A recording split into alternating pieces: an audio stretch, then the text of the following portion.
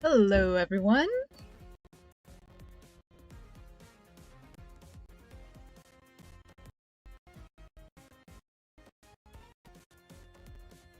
Oh, okay, I realize the audio is just a little bit choppy.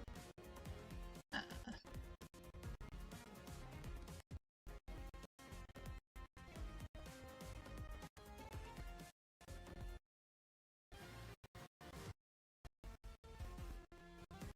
okay, right, but I think it appears to be working.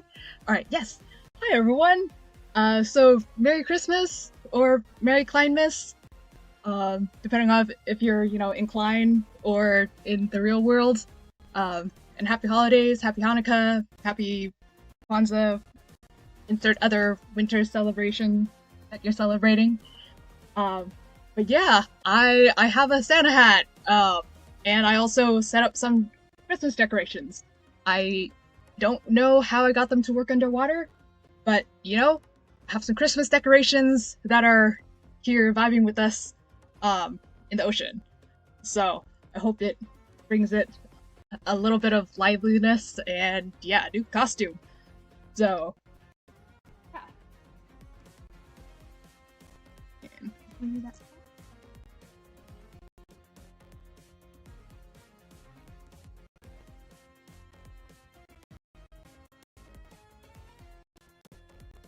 But yeah, fun. Um, and yeah, so and I've heard that there's some silly shenanigans. I haven't watched the event yet, um, but I hope today's stream will be fun.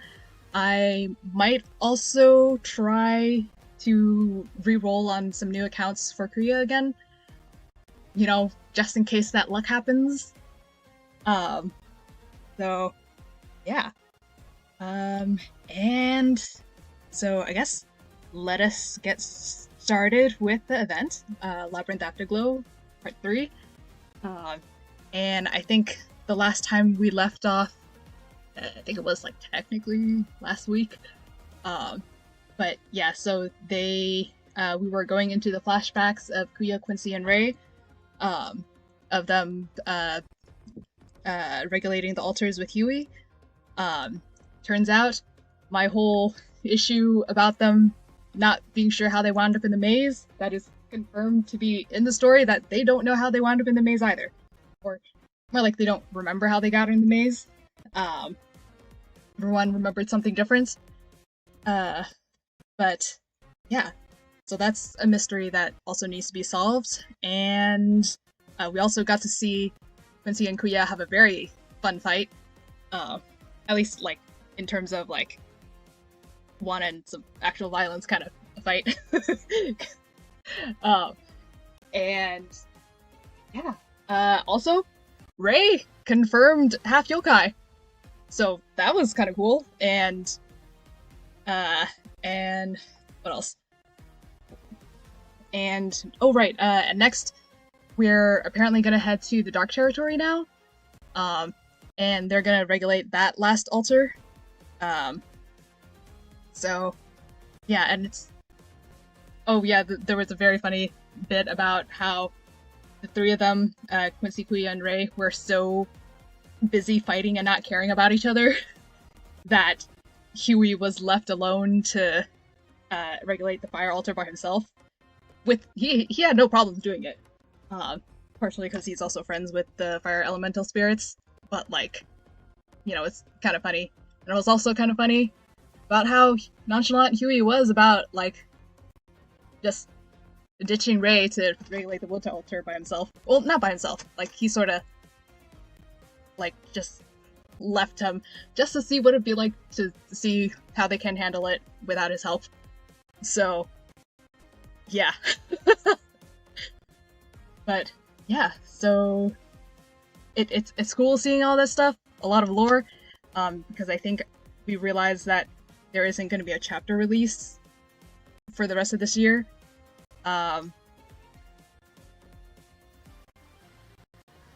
And yeah, anyways, so let's get started. I haven't actually read it. I just cleared it so I can get the gems. And I might also, there's also some side stories which are now all unlocked, so I'll take a look at them as well.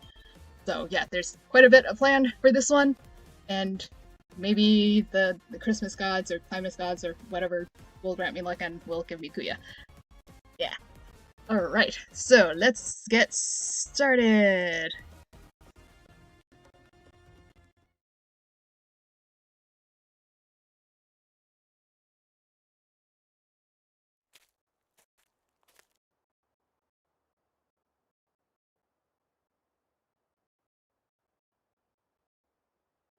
My old friend and Master Ray have returned to the settlement. They won't reveal your plans. I suppose they're waiting for the imposter to reveal himself. I forgot what the imposter was. Oh right, they also had someone stalking them, I think.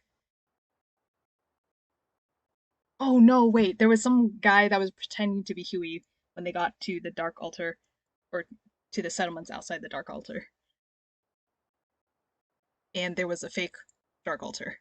Or there was a fake Dark Gemstone. Whoops, I forgot to read that. Okay. They won't reveal your plans. I suppose they're waiting for the imposter to reveal himself. There's no need to There's no need to wait here with me, or is there something you'd like to tell me? Hehe. If I hadn't known you so long, I might think you were genuinely curious. This journey is special. You're rewarding these dull playthings with unearned attention. Gazing towards the false altar, the fox yokai casts his essence, manifesting a vision of their journey thus far.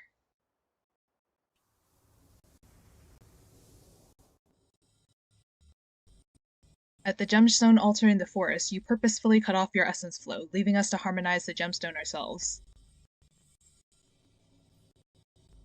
It's not that you intended for Master Ray to lose control of his output. Rather, you wanted to find out if the elemental gemstones and the gemstones of the clan members would obey only your commands.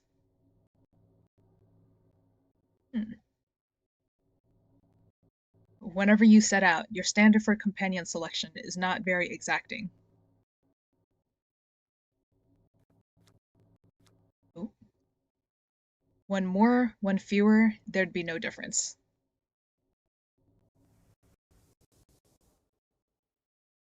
So I wonder, why bring along such a ragtag bunch? I can only think of one reason.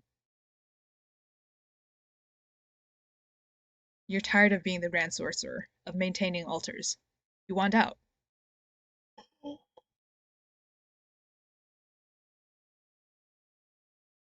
Dot dot dot. Am I right? Oh shit. I don't know. A 3-word response. Is that all I get for my guesswork?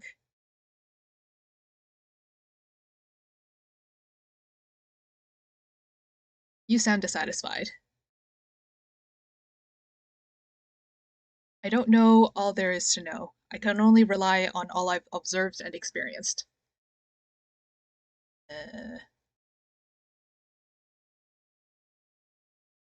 And from what I've observed is that you have the same problem.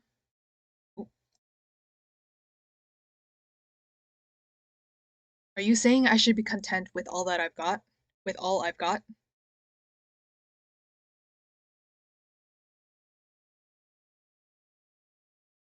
KUYA, with all you possess, have your appointed questions given you the answers you seek?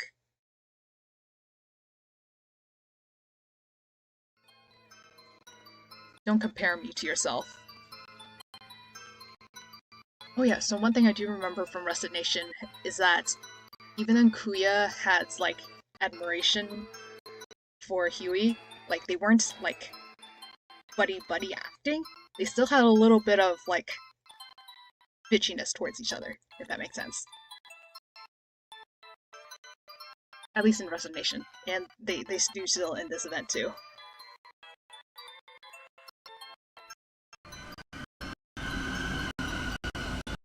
Suddenly, the dusky sky grows several shades darker. The fox yokai's shadow is belied by his human appearance, and a cold surge sweeps through the gloom.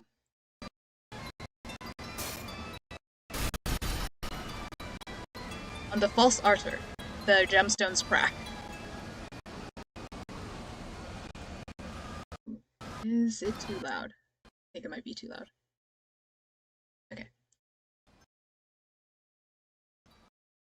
The accumulated essence seeping from the stone now explodes outward all at once, sending the gem fragments in all directions. Okay.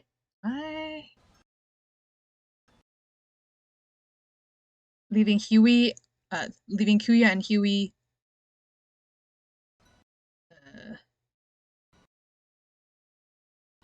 Okay. Let me reconnect my stream because oh boy, what is going on? Hang on for just a second.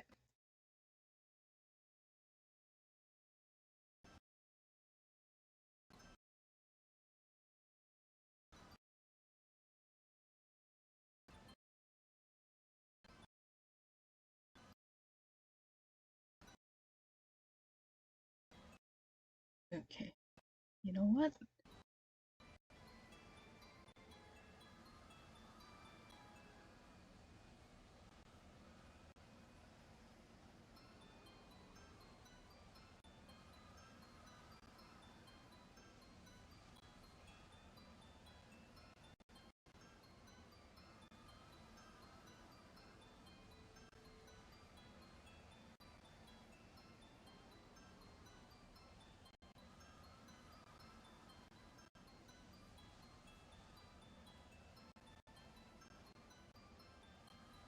Okay. Hi everyone.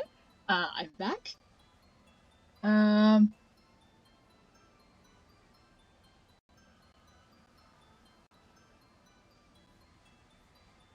Okay.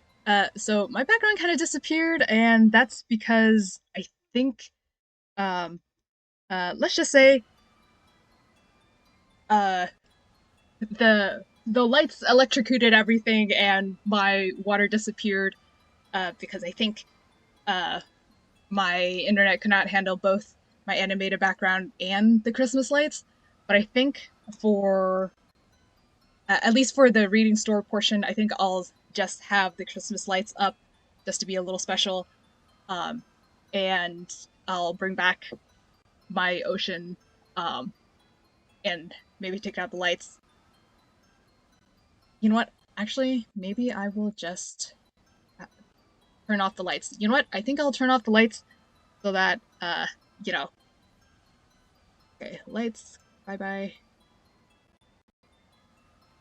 Okay. So, yeah, I think maybe the lights was too much. But, for, I guess, like, for the portion of this, when I'm no longer in the animated part, I will have,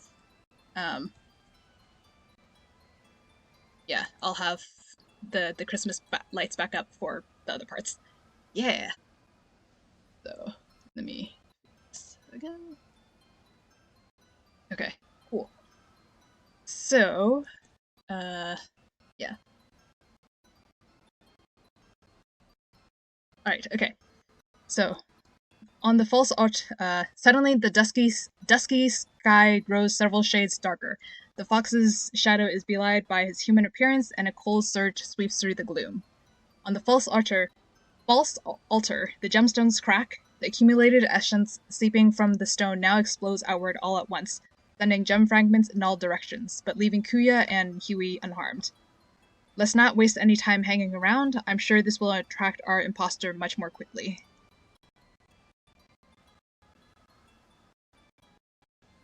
Or he might flee in terror. Yes, that's a possibility. Shall we bet on it? Will he run like a coward before we clan members catch and greet him?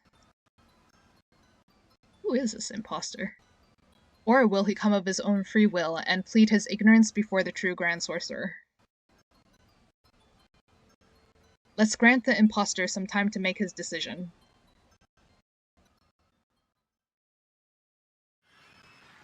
Oh my goodness. What is going on? Oh, okay. Something's happening. Something's happened to the altar. Let me just do something real quick. Yeah, so some shenanigans are afoot. And let's see.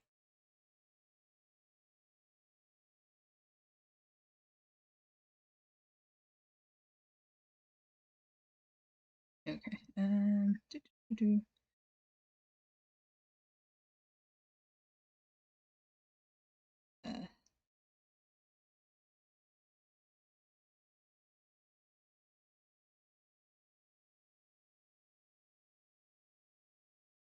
okay. Sorry for the little bit of scuff. This today the thing is a little bit a little bit scuffed. um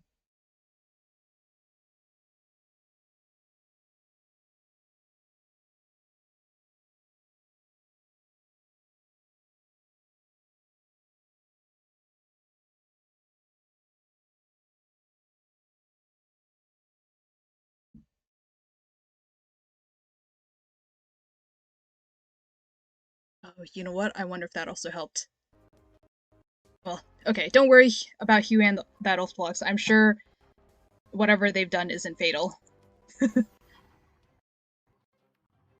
Ray smashes the concoction in his hand on the ground. The flowing liquid is absorbed by the earth, giving off a peculiar scent, a deterrent to any would-be monsters.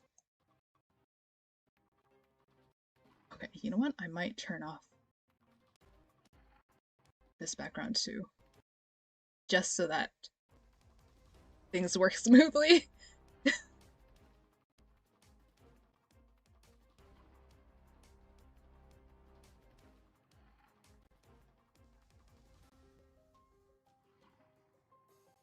Okay.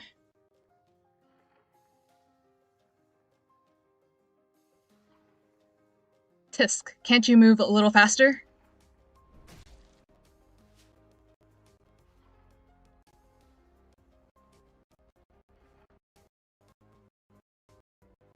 This place is too close to the nest, and we are outnumbered. Make yourself useful. I am. Looking out for a grand impostor takes a keen eye. With all the commotion, he might just blend in with the crowd and make his escape.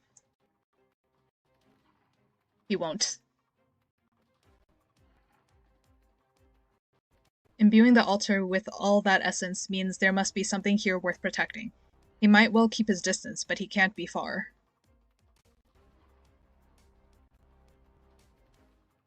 How much of that concoction is left? What do you need? Use it to repel the monsters here and drive them toward the settlement.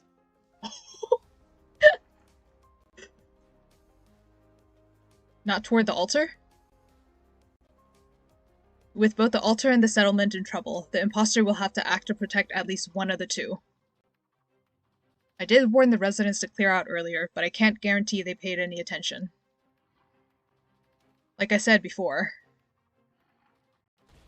While responding, Quincy subdues a monster with his bare hands, locating the weak point at the neck and twisting sharply with a resounding crack.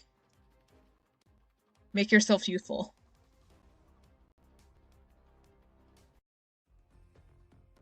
Okay.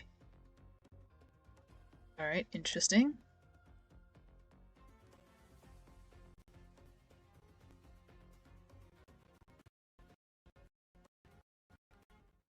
This is the kind of action that New Carnival excels at, unlike the dance event, where the action was like, help. What's going on? What kind of imbecile would do a thing like this?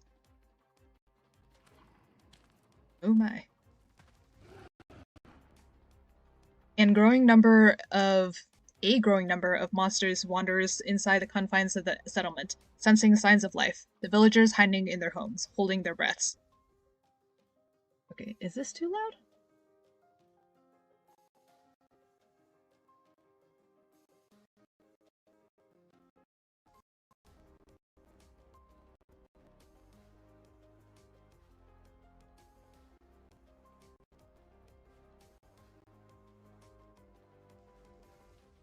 Okay, it's not too loud, is it?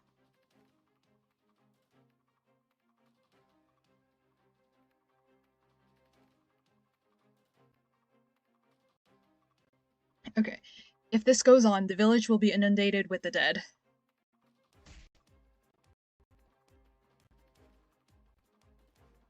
Darn it, it can't wait. The essence accumulated in his palm forms a sphere of light, and he musters the courage to face the monsters head on. Ooh. Rawr. Side note, one of the best things about New Carnival is its music. Its music is so good. Like, I've heard that fight music a bazillion times, but I don't mind, because I like it so much. Grar. I've been saved. Huh? With a flash of silver and the cool touch of steel, a dagger is pressed to his throat, and an unfamiliar voice sounds in his ear. With such poor vigilance, are you sure you want to be the Grand Sorcerer? You're coming with us to the altar. We have some questions for you.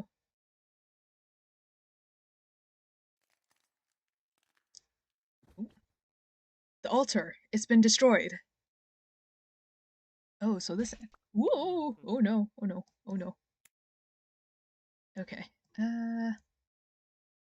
Okay. The altar! It's been destroyed! Who are you people, and what is the meaning of this? Oh, so the Grand Imposter doesn't have a sprite? Okay. According to your own words, I'm the Grand Sorcerer. Eh? You're the Grand?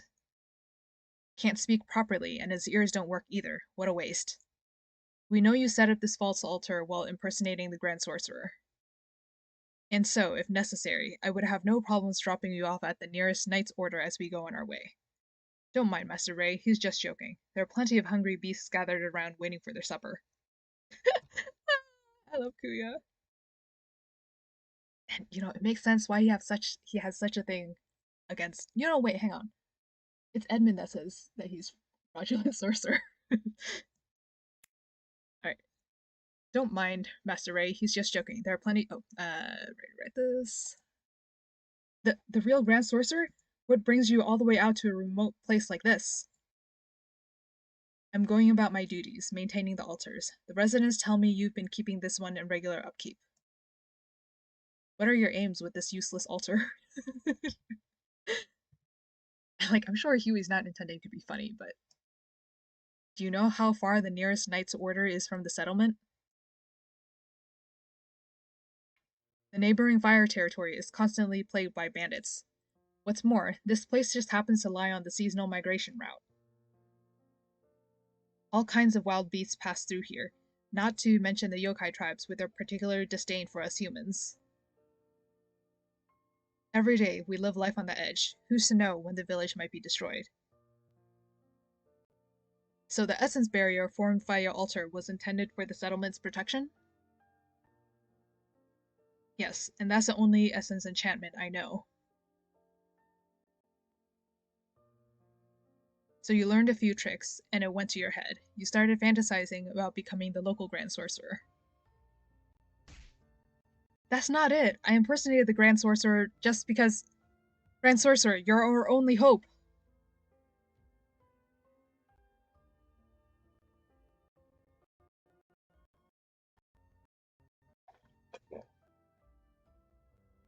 I don't believe we've met, and I've never been to the settlement. There's no reason to make me your hope.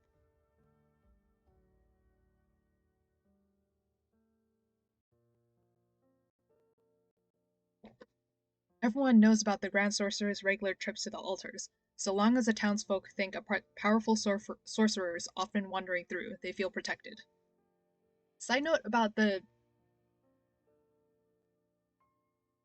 animal thing, if they're doing their migrational thing, you can't change their migrational thing. You know what I mean? Like, different story for the yokai, but like, you know, the migrational thing, that's just what animals are gonna do. You can't interfere with them. That's not the case. The Grand Sorcerer keeps his intentions to himself. He has the power to protect or to deal out disaster, but which path he chooses is up to him.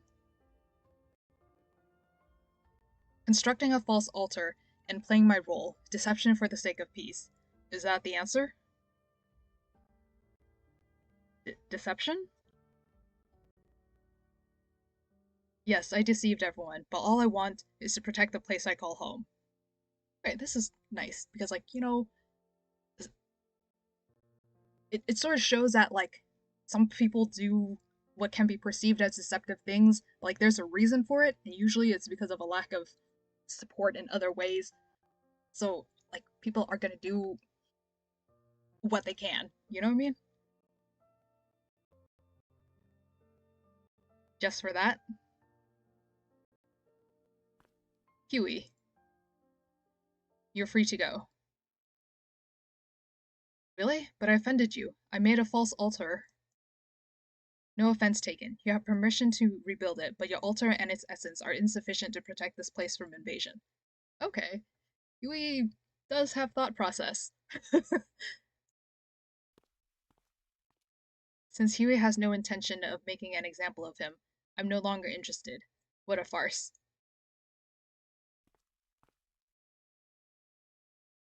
Dot dot dot. These two fiends. They make all this mess and then just leave on a whim? They've always been so. I was talking about Huey and KUYA. Let's go back to the settlement. Yeah, because these two are normal humans. Well, not normal humans. He's half human. He's formerly a normal human.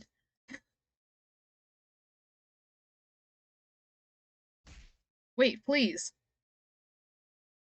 I know this is shameless of me, but could you please make my case to the Grand Sorcerer? I mean, didn't he already make his case? He's made himself clear. He won't pursue action against you, and he'll leave you to do as you wish. It won't do. I wanted to ask, could he imbue our altar with a powerful protective spell? That's what the actual Dark Altar is for, right? Whatever the cost, I'll pay it. I have many magical gemstones. I'll hand over the lot. I can't learn more powerful magic. Collecting gemstones is all I'm able to do.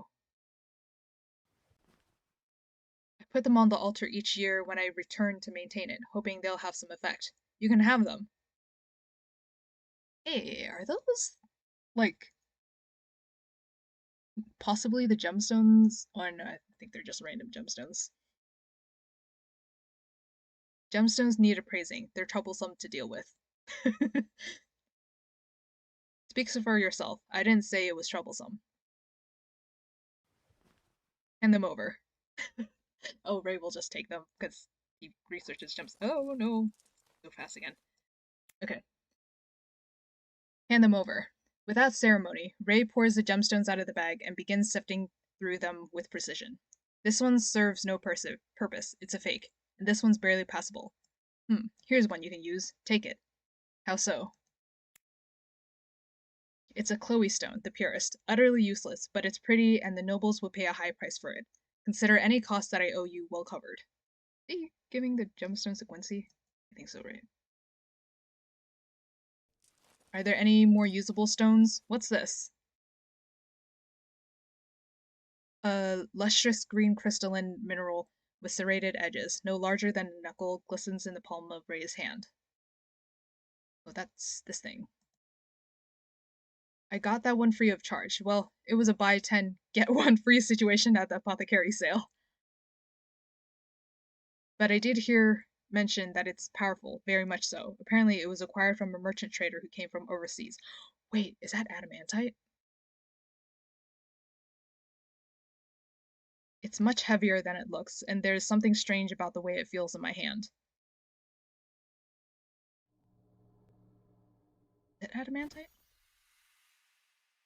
Instinctively, Ray releases his essence to probe the mineral's properties, but the moment he does so, it sparks and crumbles to dust before everyone's eyes.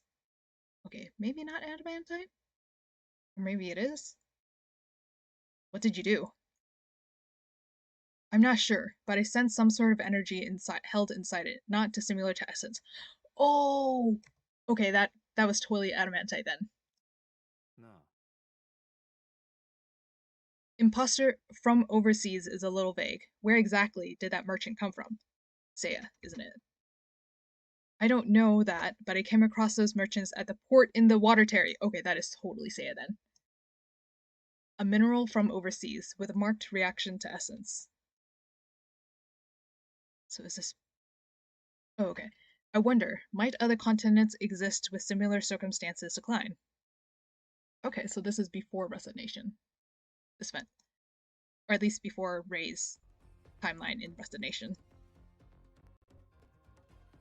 Okay, so that was 16. Interesting. Okay, so now we're on 17.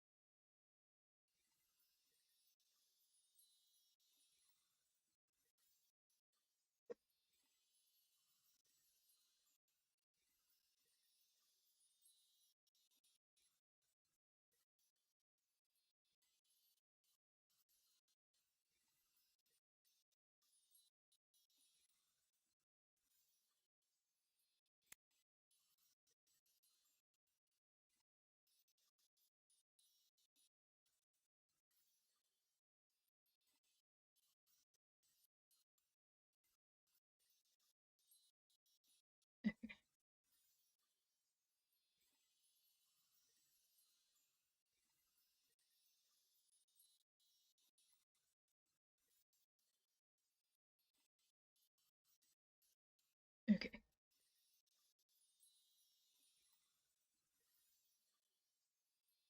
Huey. Oh,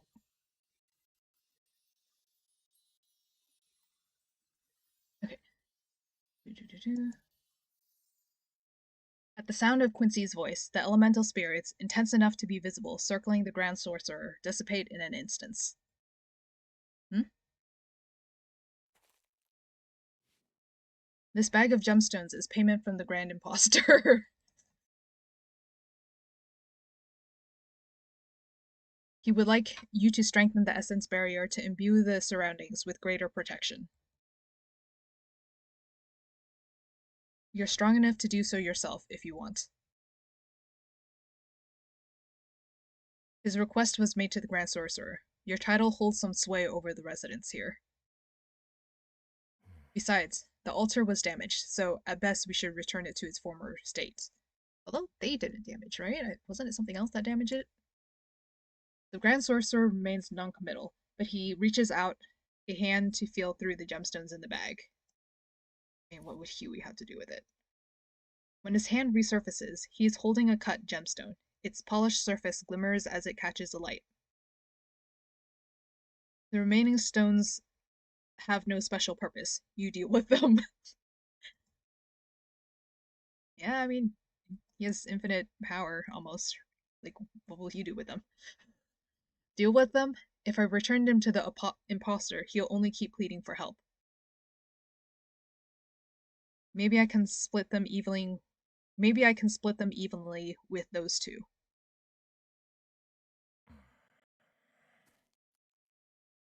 Just this thought makes Quincy shudder, and he sets the bag down on the grass. Oh.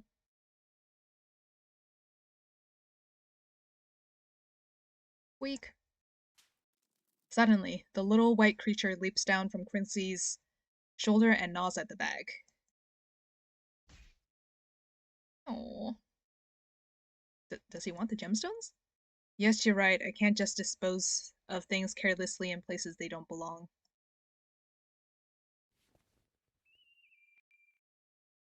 The golden-haired man is silent for a moment, then concedes. He fishes a whistle from his person, holds it to his lips, and blows.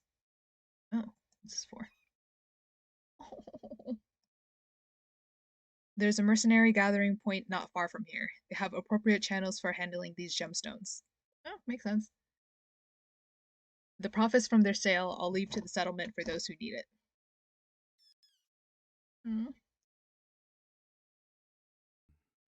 No, there's no pressure. I'm willing to do it.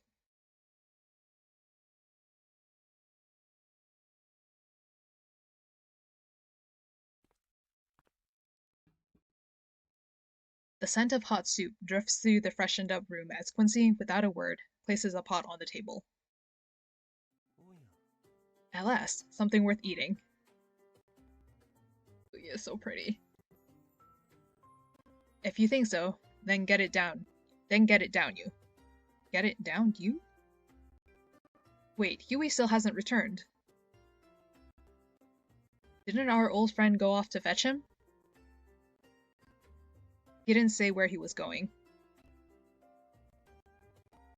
Nor have we ever arranged to have dinner together. No arrangements. No wonder a certain old fox with poor timekeeping is absent so often.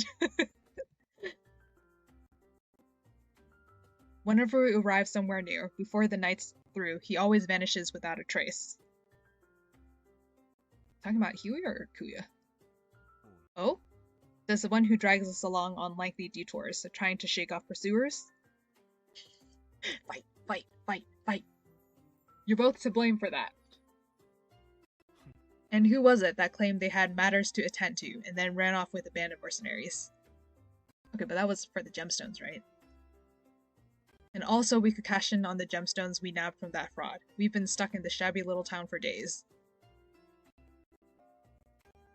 So, old friend, tell us again, who's to blame for the holdup,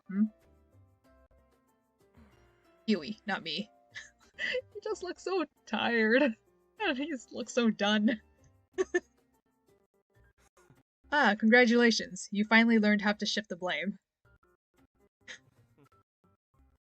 And I'm quite pleased with the conclusion. I'll be sure to let Huey know later, old friend.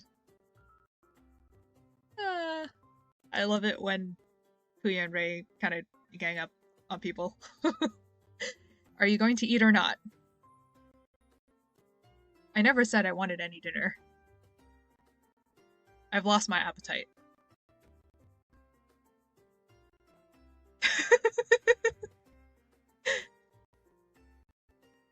Thanks to this trip, I've noticed how easy you are to anger. You just haven't known my old friend long enough. He has a wide range of emotions, and they shift at the drop of a hat. Anyone who has to spend time with you would quickly develop immense emotional depth? That's enough. I'm going to find Huey. When you do, let him know we can't reach the final altar without him. Oh wait, so they haven't? I thought they dealt with the dark... Oh, I guess not. The terrain of dark territory shifts too quickly for us to navigate alone. The way you talk, as if without Huey we couldn't take a single step. Yeah, except in Ray's case, that's true. Am I wrong? If not for our contracts with Huey, neither you, me, or him would exist in our current forms, and we wouldn't be able to travel together like this. Still, being on the road with you for so long, the price I'm forced to pay is a bit steep. I must disagree with you there, Master Ray. Maintaining the altars with you both has been rather amusing. I wouldn't mind doing it all again, you know. I can't tell if he's telling the truth or not. Once is quite enough. No thanks. Oh, even toppers. Sensing another pointless petty argument on the cards, the little white creature jumps down from the table, slips between their feet, and nudges open the door with his head. Oh my god. Weak. He determines to take a trip around the settlement, taking the search for the Grand Sorcerer into his own little paws. Aww.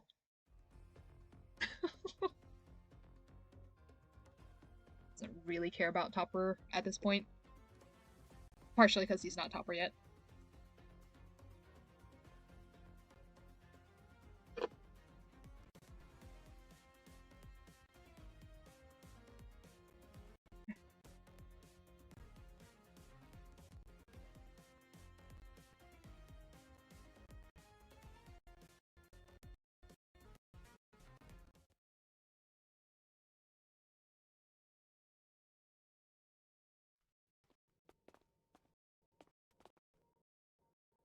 The memories fade, and the group once again finds themselves in the labyrinth, still surrounded on all sides by high walls. Okay, so now they're getting to the actual territory, the actual altar.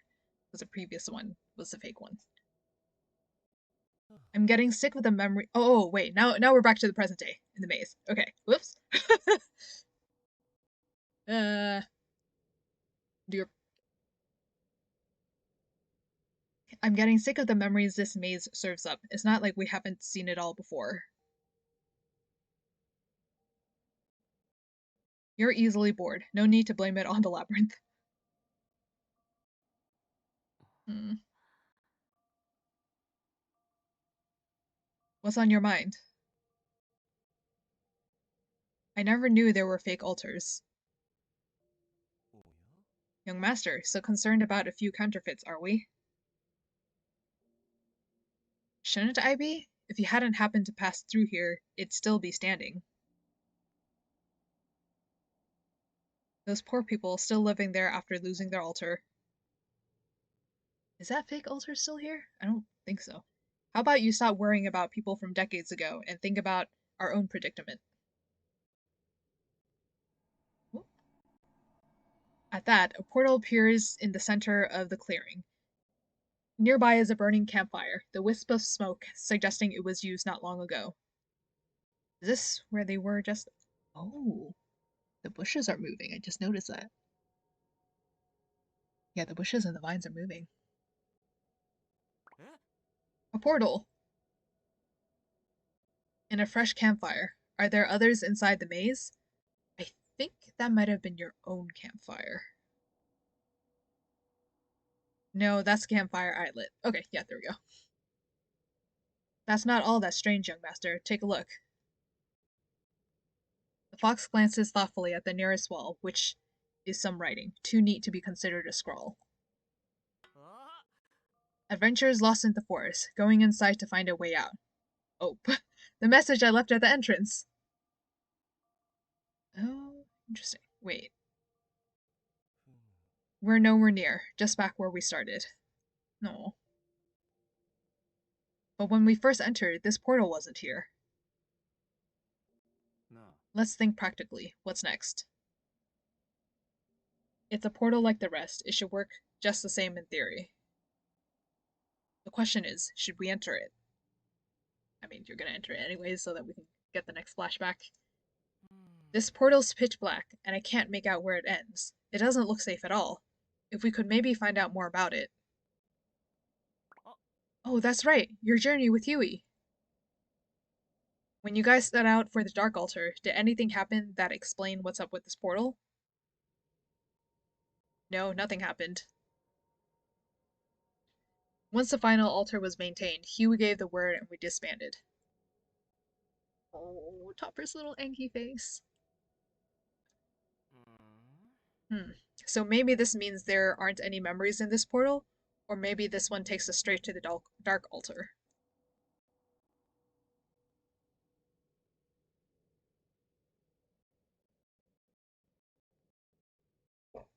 Who the hell knows?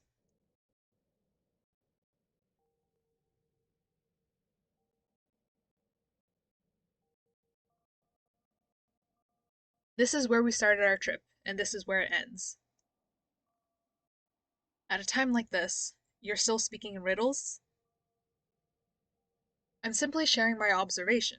The start point is where we came from, and the end point is where we're going. Where we came from is the forest. Hang on, we still haven't answered this question. There's no rush. The portal's not going anywhere. Let's take a seat and think things over.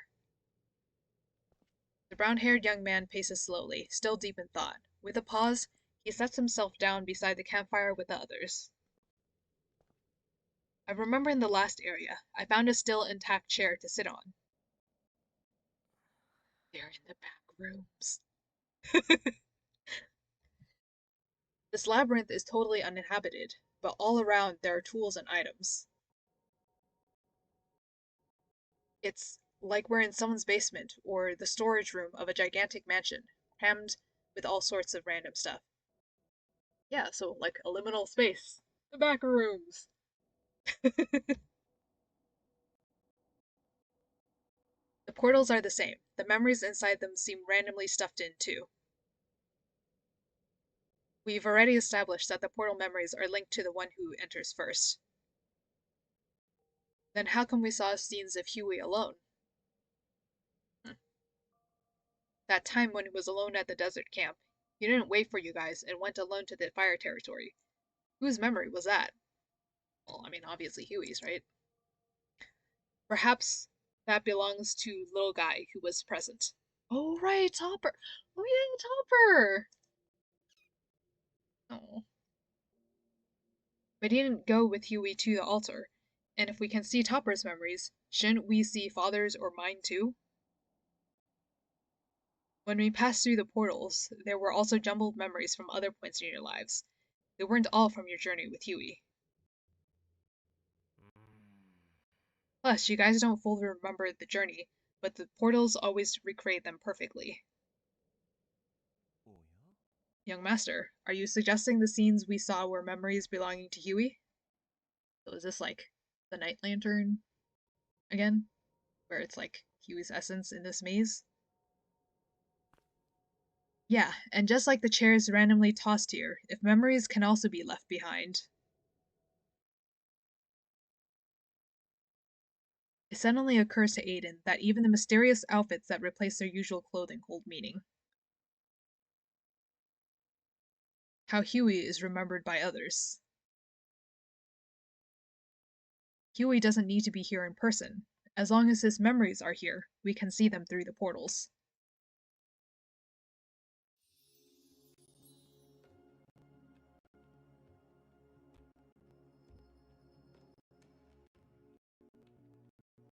The portal in the clearing, once as dark as the abyss, now begins to sprinkle with the pinpricks of light. The luminous points appear as though tracing an old painting, the scene not yet fully formed on the canvas. The young master's rambling explanation was hard to grasp, but it's actually being accepted? What's this explanation?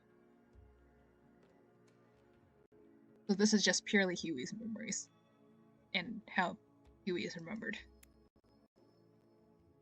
It wasn't entirely illogical. His explanation makes sense if we replace memories with Huey's spirit or Huey's essence. Or perhaps if there was a severed part of Huey's body chopped off and left here. No scene has appeared in the portal. Have we seen all of Huey's memories? I mean, I'm sure this is not all of Huey's memories ever. No, someone still needs to touch it.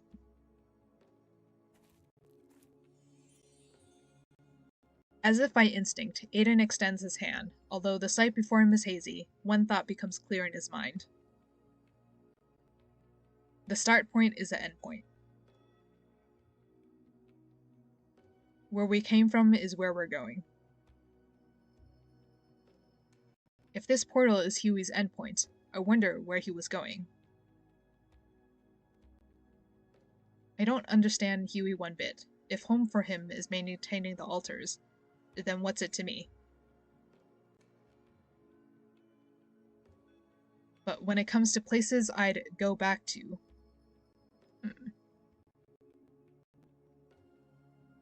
Master! Oshii-sama! Master Aiden! Oh.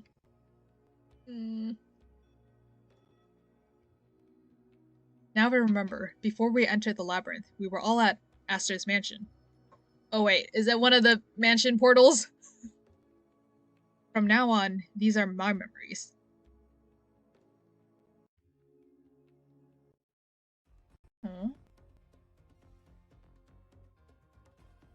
Huh? Is Huey going to that spot where he reincarnates his body? Resets his body, I mean. Reincarnates his body, resets his body? Or is that just like the next Dark Altar? Okay, so now 19...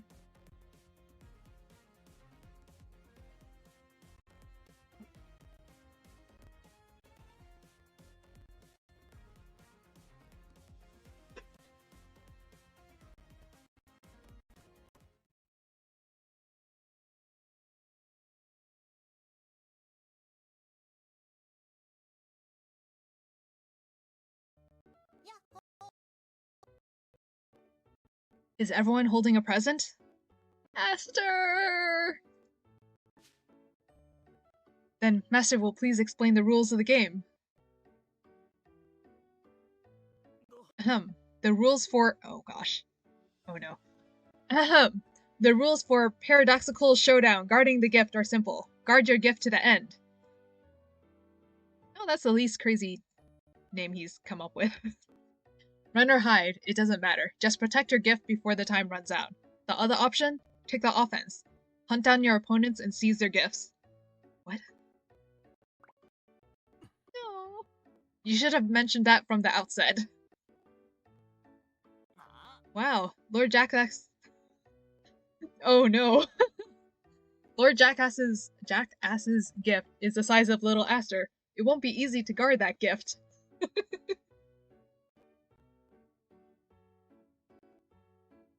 Hehe, it'll be tough, sure, but if you can hold out till the end, you can turn the tables with the second rule.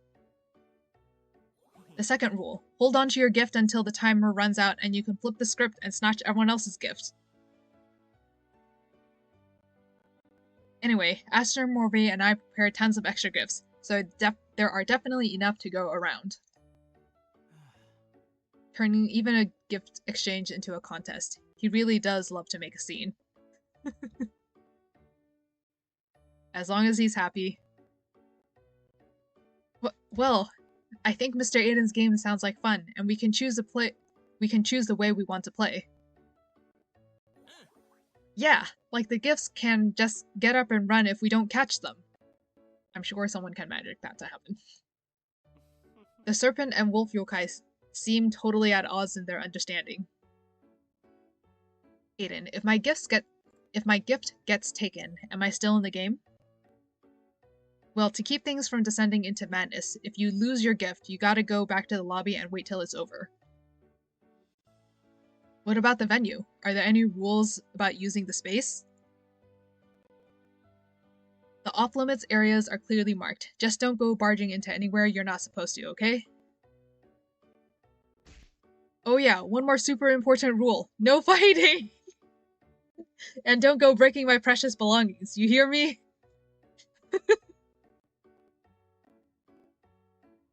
If you're ready, take your positions.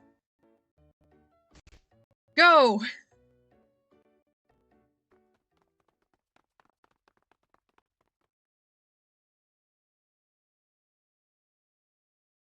I better lie low and find a place to hide for a while. Ah, I remember there's a big wardrobe I could hide in.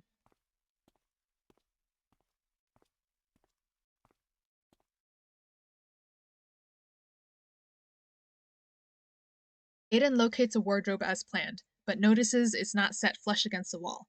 Anyone searching would surely notice something amiss.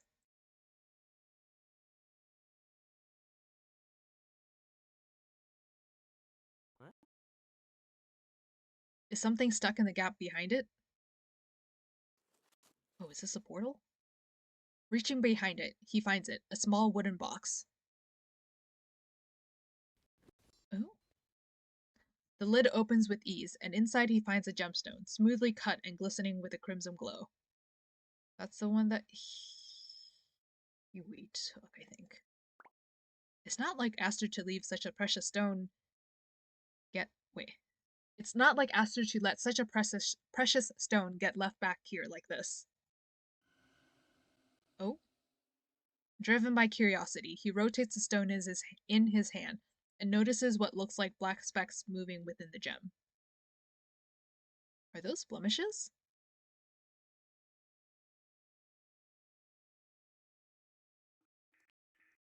Oh. Is this what starts?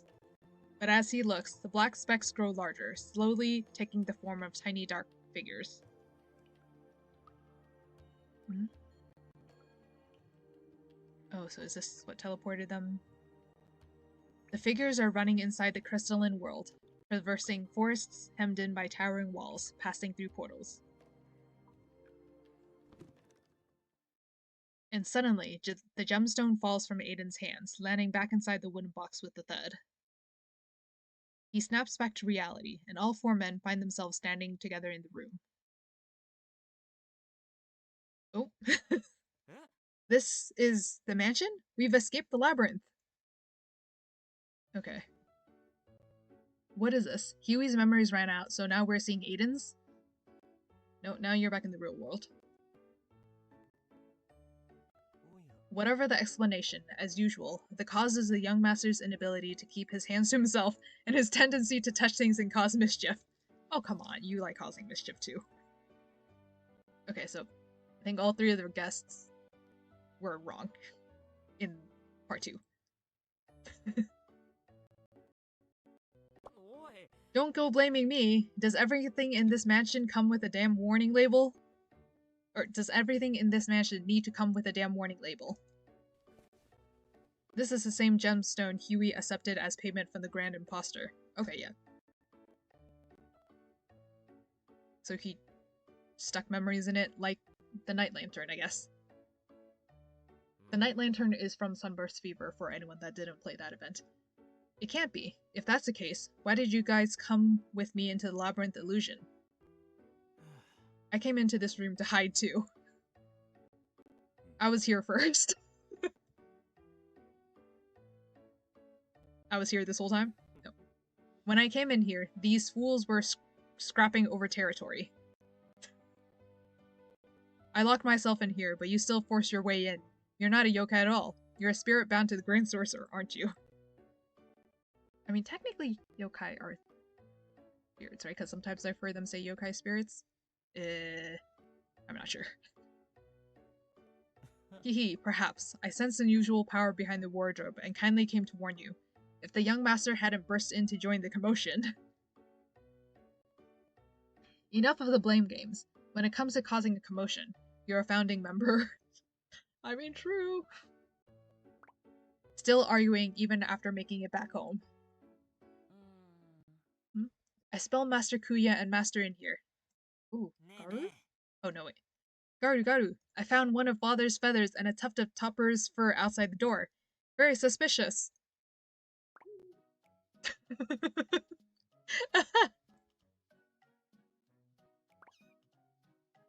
Oh, they got them caught. Don't worry about it. Shedding is natural. You didn't do it on purpose. So I'm guessing these two were on offense? Darling, QQ, Quin, and Little Check.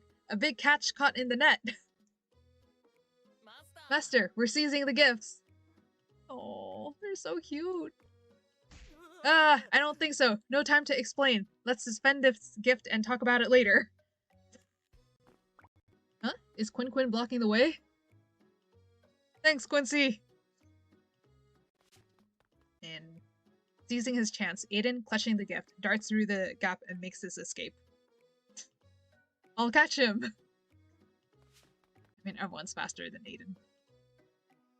The wolf yokai immediately takes chase. However, Aiden's fellow escapees also keep pace from the rear. Ah! All the gifts are on the run! Aww. So tiresome.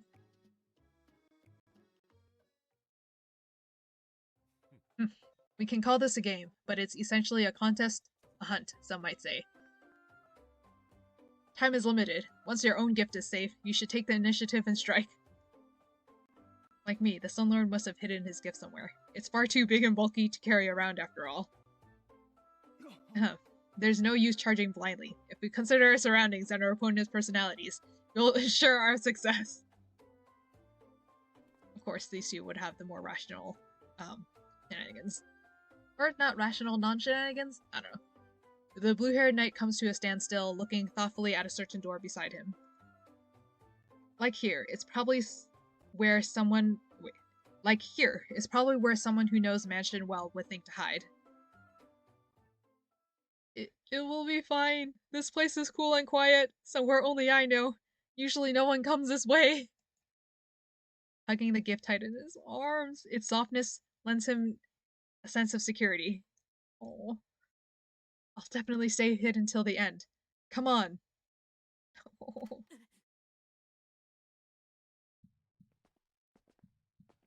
The surroundings are so quiet that all can be heard is the sound of his heartbeat, and then footsteps outside the door.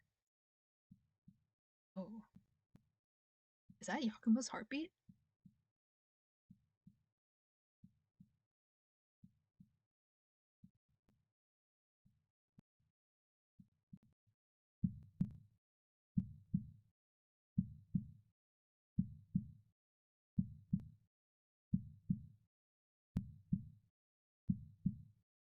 Okay, yeah, that's Yakumo's heartbeat.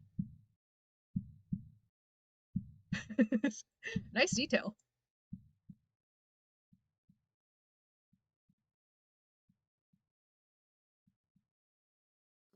It it sounds like they're leaving. Ugh, I hope they don't come back.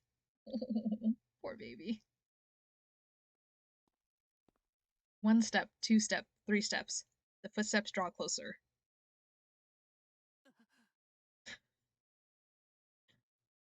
This there's gonna be a jump scare. Like, if this was like a movie, this would be the lead up for a jump scare moment. Hehe. Found you, Yakumo. Is that Olivine? Okay, yeah, that looks like Olivine.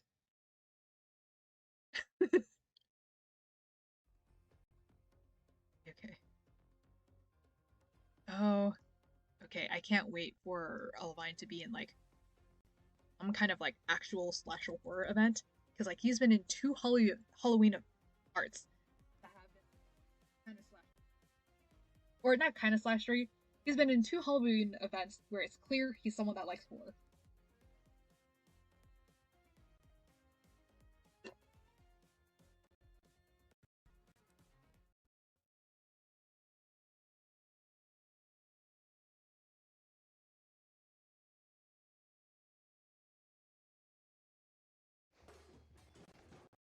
Wah! Oh my, what was that noise? Wow, what a pitiful scream. I can't let that happen to me. The special reminder I provided the special The special provider I reminded not to mess around with my belongings was a cunning plan I made sure to ensure the perfect hiding place. Of course he's gonna hide it in his own room. Oh my god, he's so cute! Ah, Master. As long as I end up winning and seizing all the gifts, then have Master bring out the other gifts we prepared, they'll all love him. Oh. Oh my, I really am Master's little sweetheart, aren't I? Oh, he's so cute. To think I would fall for his diversion and allow him to take my gift. Wait, who? Edmund? Oh, oh, it's Blade. Hee hee. I just sneaked a peek of Lord Jackass and Little Ed hiding the gifts. Hee hee. I'm so excited about Lord Jackass's gift. I can't wait to unwrap it. I didn't expect Blade to lie. Wait, I didn't expect Blade to lie in wait in the storeroom. He left an empty box to deceive me during the chase, and then came back here and took our gifts. I sorely miscalculated. Oh, come on. He's a assassin bot. I don't think you guys hold a candle to him. A mere coincidence, not miscalculation. Thank you for your condolences, Sun Lord. Oh, the music is like a little off, I think, on purpose. A box storing food in the corner of the room suddenly budges. The knight advances without hesitation and boldly lifts the lid. Is Morway hiding in there? Yakumo? Oh! Sir Edmund, I was sure I could stay hidden till the end. Oh. Little Yakumo has been found 3 times. Oh, poor baby. 3rd time? 1 catch and you're out. You've been breaking the rules. Oh, but I didn't take little Yakumo's gift. According to the rules, he's not out, which means he can keep getting found again and again. This may be a game, but it's also a serious showdown. Such behavior amounts to a direct insult.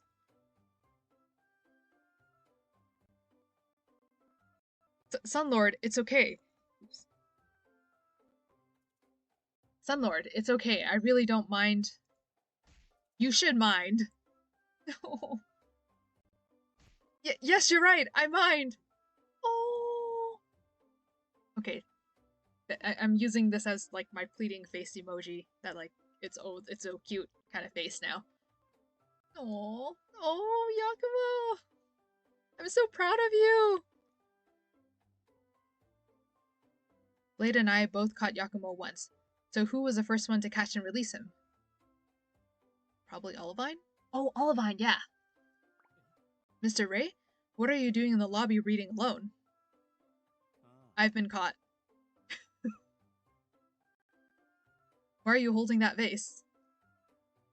I was worried it might get broken in all the chaos, so I thought I'd hold it until I found somewhere safe. Since you're here, what do you think of this? Olivine sets the vase with care upon the lengthy tabletop, reaches into the vessel, and pulls out a pink-winged creature that has long since given up struggling. I've caught Mr. Astor.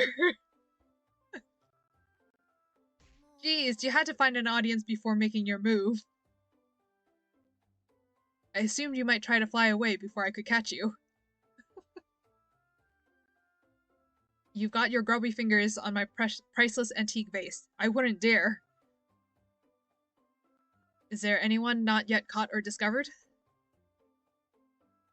Couldn't tell you. Why not go and find out for yourself? I'm guessing KUYA. Well, I mean, technically, aside from the beginning. Who else is missing? I feel like someone's missing. Morve. Master Ray, I'd like to confirm something with you. The priest bends down and lifts the tablecloth beside the gray-haired man. Down to Aiden. Oh. How did you know where I was hiding? I mean, they can all sense Aiden's essence. Hehe, I knew something was off. Even if Mr. Ray had been caught, I doubt he'd have returned to wait around in the lobby so soon. Grand Sorcerer, accept it. He's outplayed you. Aye, maybe Olivine is Klein's secret hide-and-seek champion? Time's almost up. I wonder who still hasn't been caught. Haven't seen Morve. That dumbass incubus had best hope he found a good hiding place. If he loses, I'll give him more than just a good hiding. Okay.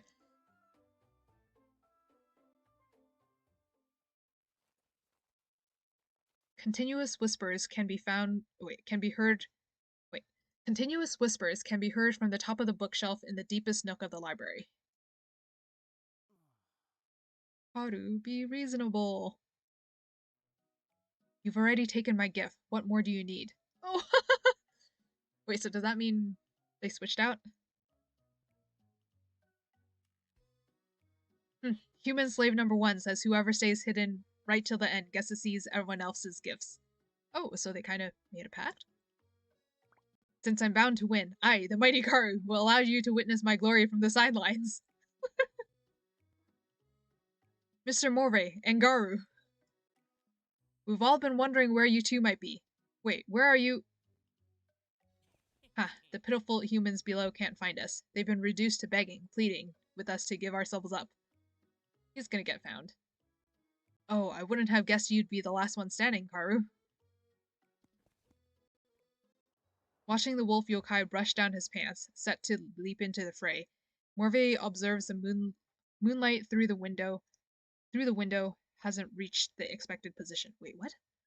Watching the wolf yokai brush down his pants, set to leap into the fray, Morve observes the moonlight through the window hasn't reached the expected position. Wait, time's not up yet. It's a trap. Karu, if you jump down now, you won't secure your victory. Oh, he's dumb. What? Having already propelled himself forward, Karu can't traverse his momentum. He pushes off with his feet and tries to leap toward the opposing bookshelves. Close call. Even the mighty can fall, but Before Karu can traverse the gap, the grip of a warm palm seizes him firmly by the ankle. Oh, Olivine. Whoa, whoa, whoa, back off. Whoops. Oh, no. Okay.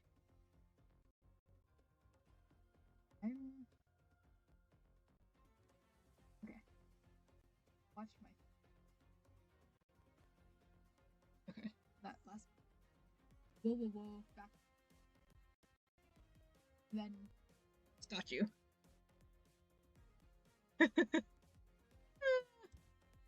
Olivine would be great in a horror themed event. He's not been in he's been in Halloween art, but not Halloween. Has he been in a horror event or a Halloween event yet? Not really, right? Yeah, the Nun event was not. Yeah, the Nun event was Ray and Blade. No, it was Blade and Yakumo. Okay. Can't click it.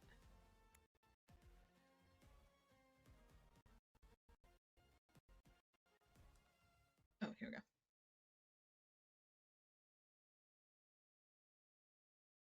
Yeah. The last couple of Halloween events. Harry Escapade, Yakumo and Garu, Destination, did not include Olivine. The most recent one this year was technically the zombie one with Ray, Dante, and Edmund. Yeah.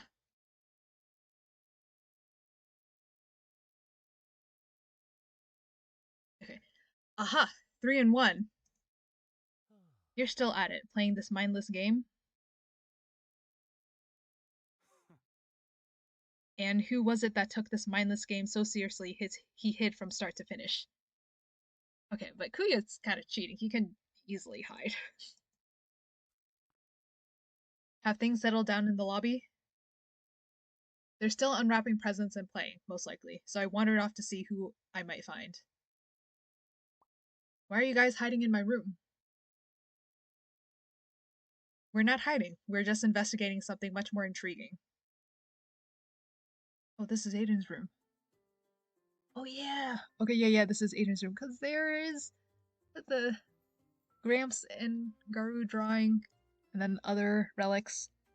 Oh, yeah, there's the Dante bracelet. There's the Feast of Roses sword. There's one of the bajillion darling candles. Somehow Aiden's jacket is both on him and on that chair. And there's some other doodles. Are those other doodles from Garu's other adventures? Okay. Curious, Aiden moves closer to find the wooden box open on his desk. The gleaming gemstone captivates the gaze of those gathered around. That's the gem that got us lost. We've given it a thorough inspection. Although the gemstone turned up here, Huey didn't tamper with it. Meaning it's just an ordinary gemstone, but didn't it send us into a labyrinth? The imposter who established the false altar had quite the collection of essence-laden gemstones for essence storage and attack absorption. This one's no exception. Wasn't most of the gemstones useless? I mean, I guess not all of them were. We've confirmed there are no traces of alteration, and also no chance that it holds the power to create an illusion as grand as the labyrinth we were trapped in. Then everything we experienced...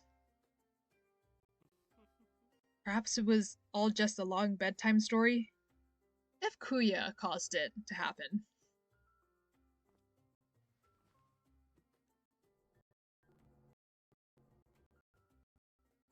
KUYA caused it to happen, didn't he?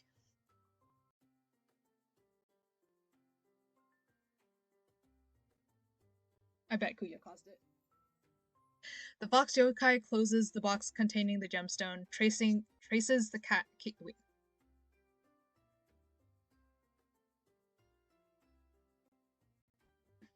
Okay, pretend this face is my...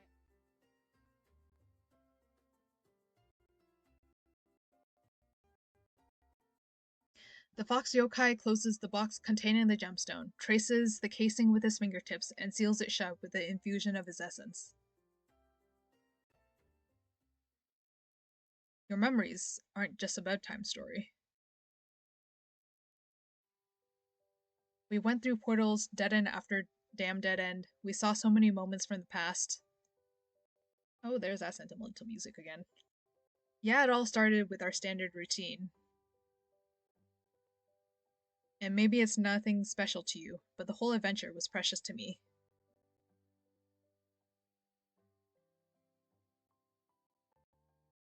The portal visions felt so real. It was like I was with It was like I was with you every step of the way.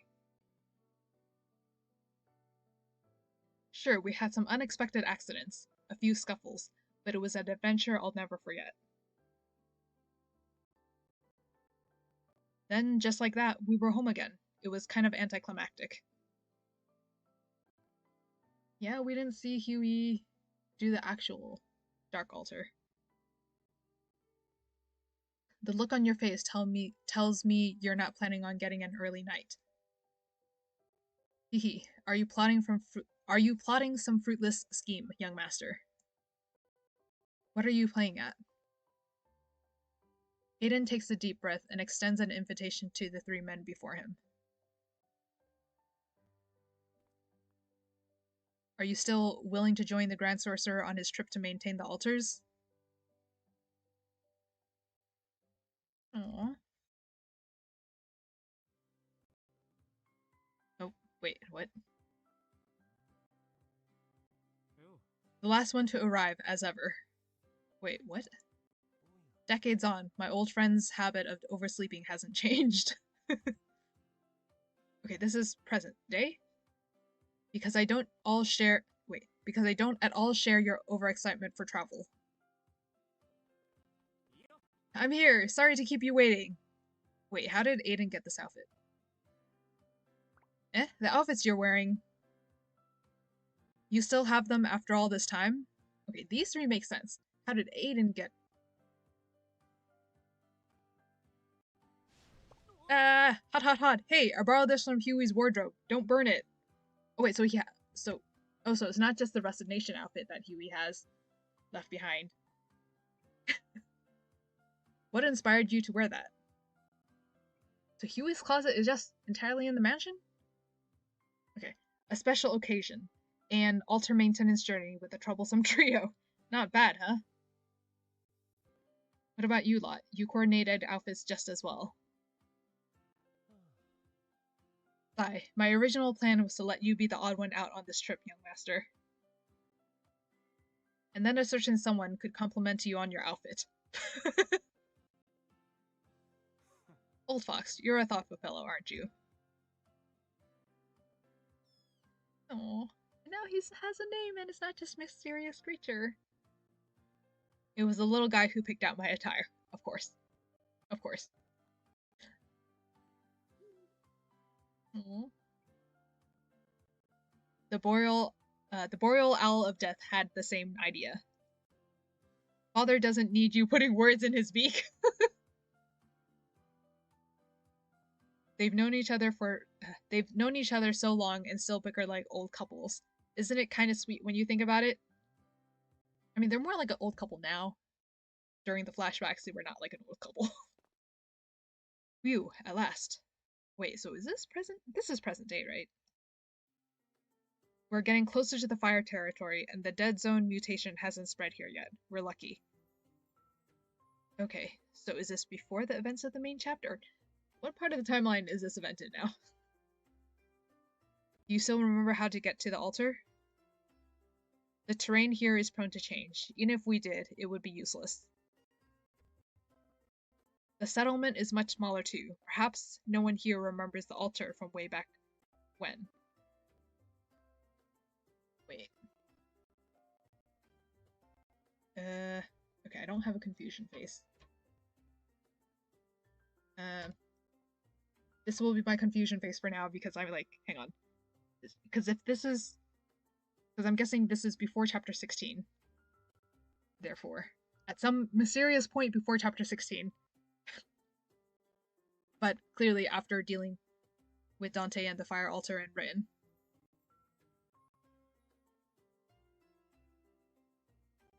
And before they get to... confusion. I see some residents. We'll know once we've asked.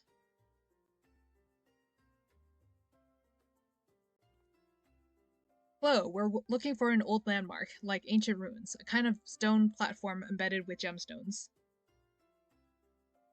Ah, you must mean the Grand Sorcerer's altar? Huh? You know about the altar?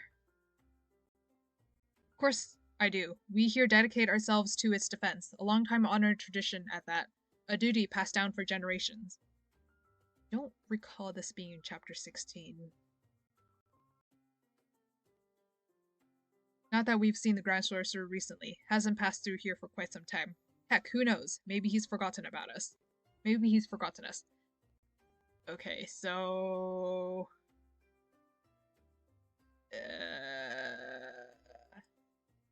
I'm not gonna try to figure out where this fits in the timeline.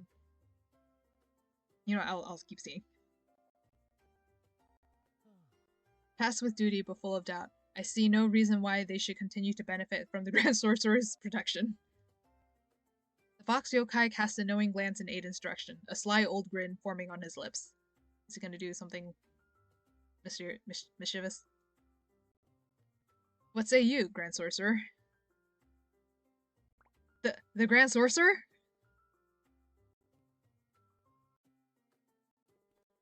I want to see the altar. Could you please lead the way? Okay, so what point of time? Is this before or after? Okay. Yeah, because, like, in chapter 16, they were not taken to this altar, I don't think. It's been a couple months since I've reread chapter 16. Alright. Snowflakes drift down onto the altar. A thin blanket of white casts the monument's surface. Although the stone is weathered, remnants left... Oh, okay, it's not broken now. Okay. Although the stone is weathered, remnants left by years of wind and snow, the gemstone's vibrant hues are crystal clear. Radiant warmth against the dim. Amidst the dim. It looks different from the altar we saw through the portal. There should be cracks from where KUYA damaged it. Indeed. The marks I left have completely disappeared. I think KUYA fixed it. Quincy, did you return to fix it? It wasn't me. The protective barrier is up and running too, and this is Huey's essence. Okay, yeah, Huey fixed it. You mean Huey came alone to mend it? Just like when he took his solo trip to the fire altar? He didn't mention his plans, and once we disbanded, we never returned to this place. If Huey really insisted on making repairs, he should at least have summoned the Vandal who caused the damage. KUYA! Oh, you called? I don't mind breaking it again.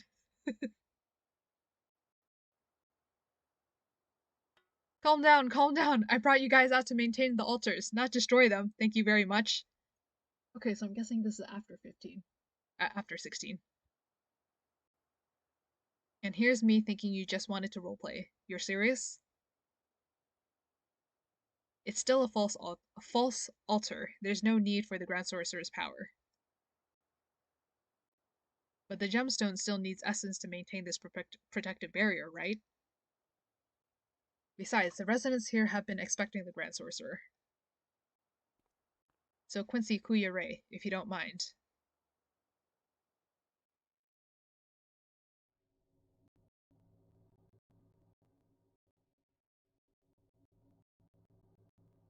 Four essence infusions, similar in substance, distinct in character, flow into the jewels that line the altar. Why are they wasting essence on this? I wonder what prompted Huey to come back to repair it. Aiden places his palm against the neon gemstone at his chest. It remains a treasure trove of unsolved mysteries, yet its silent sheen now feels a little less daunting. Perhaps I'll never know for sure, but with this altar, it's clear I'm treading Huey's path. But if it brings the townsfolk peace of mind...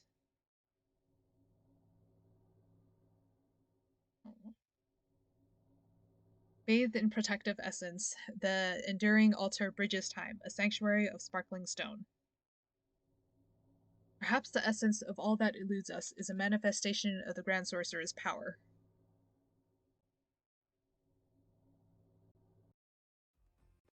Oh. Okay.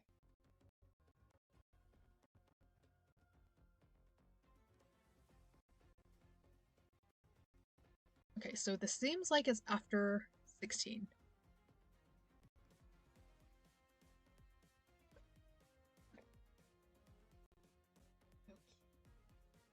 So, yeah, so now I think I'm gonna go over to the side stories. Because there's a couple of side stories too. Oh boy. Oh boy, the lag. Okay, let me see. Okay.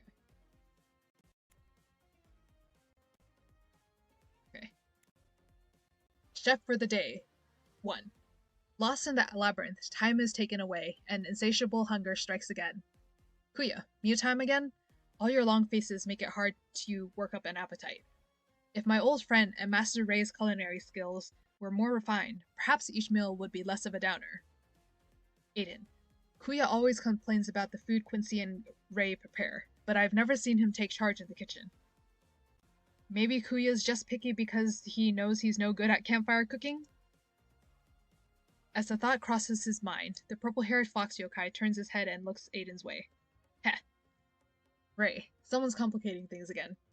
Aiden. I'm just thinking, to myself, that's all. KUYA, it seems the young master is doubting my abilities. I'll have to clear up the young master's misunderstandings. I'll have him taste my cooking firsthand. Aiden. So KUYA, you're going to take care of the cooking today? Quincy. Sigh. KUYA. Of course. For the sake of my own reputation, I'll have to showcase my skills. As the grin forms on the fox yokai's face, a dark pall falls across the faces of the gathered companions. A vague sense of foreboding rises in Aiden's mind. Aiden. Quincy and Ray look so grim. What harm is there in KUYA cooking? Is that why they've always taken the task upon themselves? KUYA. Well, young master, since you came up with this idea, you'll join me.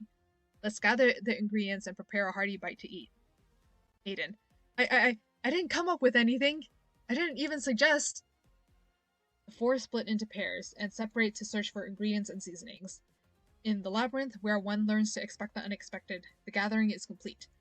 The men return their assembled ingredients to the chef, soon brought to the boil and ready to serve. KUYA, dig in. Aiden. The grilled skewers are so golden and crispy, I can smell this seasoned stuffing inside. Aiden. KUYA, I knew it. There's nothing you can't do. Well, that's just to feed it, KUYA's ego. Even though he used me as bait to lure in monsters, and nearly fed me toxic weeds. But with the treat to eat in front of me, I guess it was worth it. Aiden. Well, I'll get stuck in... KUYA. Oh yeah, I suppose I should share you... I suppose I should share with you all the secret ingredient I added. Then Aiden is surprised. Which, at this point, Aiden should not be surprised anymore. But also, I think I want to point out a little something.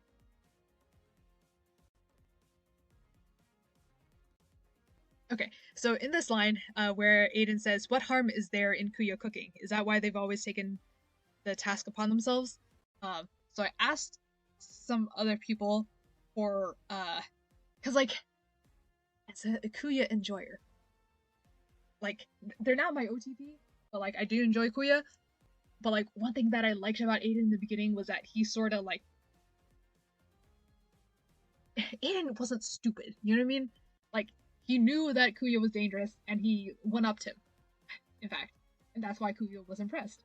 Because, you know, he was so... You know, this was a human that's kind of pathetic, but oh my gosh, he's surprising. And tricked KUYA at his own game. But, which, to me, indicates that Aiden's smart and that he appeals to KUYA. But he sounds dumb as hell. And, yeah, I'm not afraid to say that Aiden sounds dumb. When I asked other people, the original Chinese, and said that the original translation for that line was closer to, will something happen if KUYA cooks? Which, to me, like, at least it implies that Aiden didn't perceive it as totally harmless.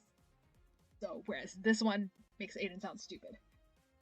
And Aiden's not, like, he is stupid in some things, but, like, Aiden's not, you know, stupid.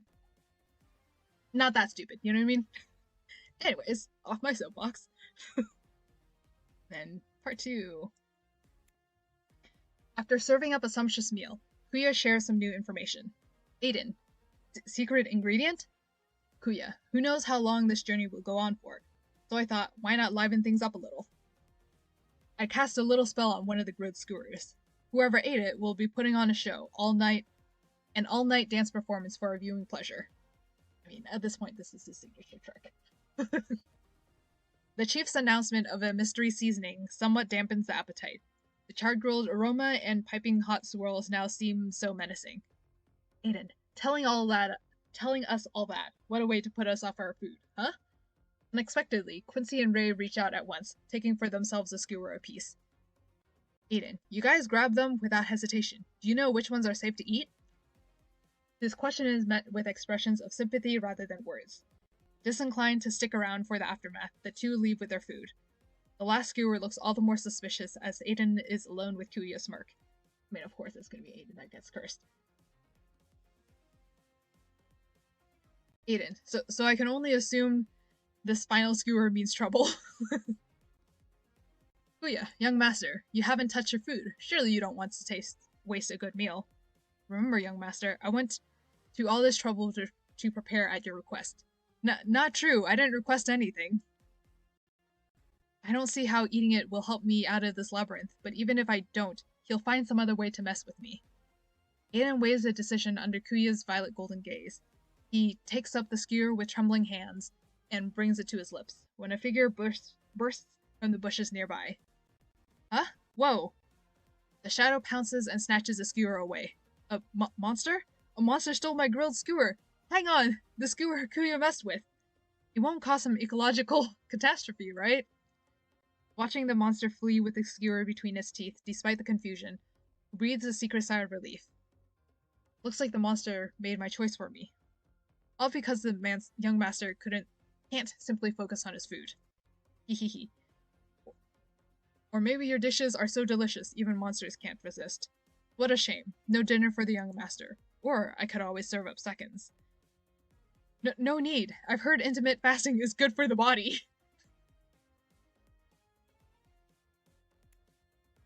And then we can look at the art. Okay. This one. Oh. Aww. Yeah, it's a bit hard to see, but like he has a pinky out. Oh my god. If we ever saw KUYA in this apron, that'd be hilarious. And other art. Okay, I think this one is my favorite of the arts, because this is referring to the using as a bait. Which I enjoy.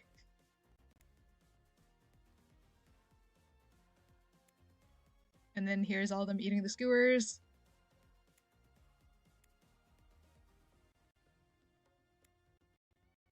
And I'm guessing this is the monster stealing the food, and... Okay, so I guess that confirms that Aiden's skewer is obvious.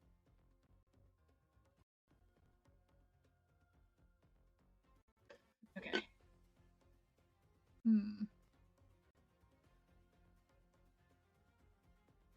Alright, Ray's story. Oh, yeah, this was my favorite art. But anyways, okay.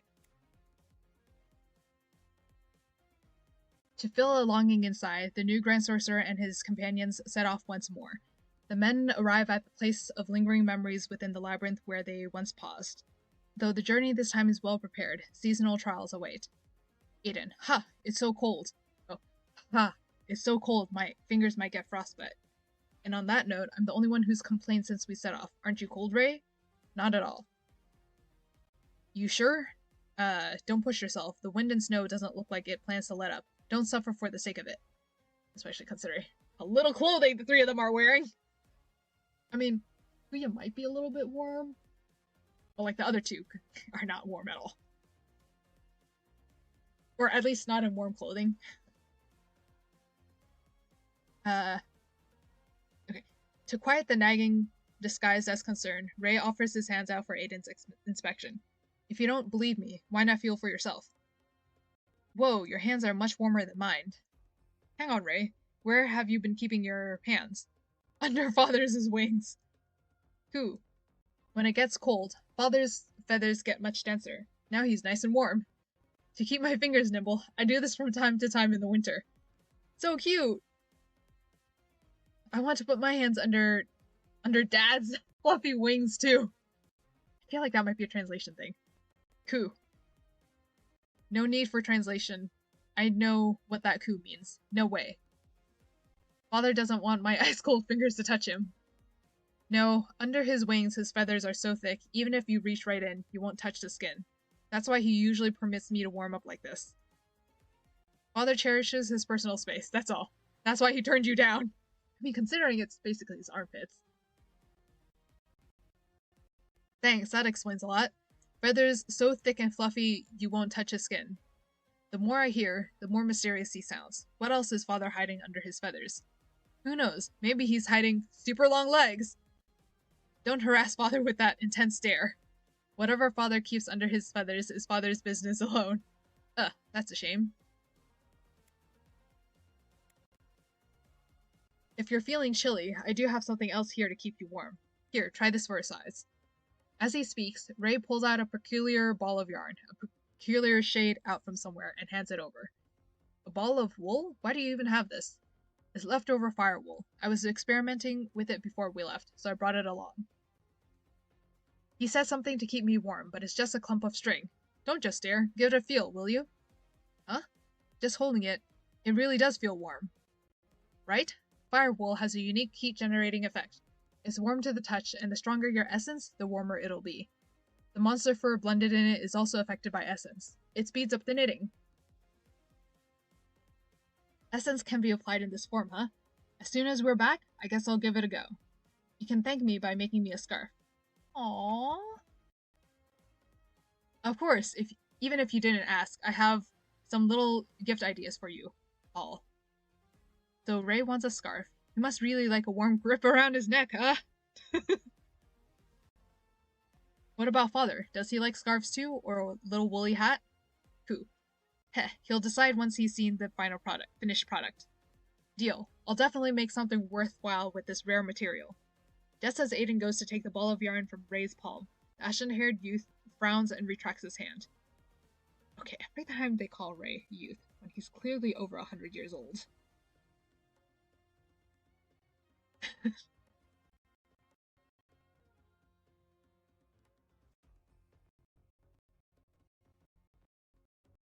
Okay. He sits to the side, placing the wool in his lap, and focuses on untangling the knotted ends.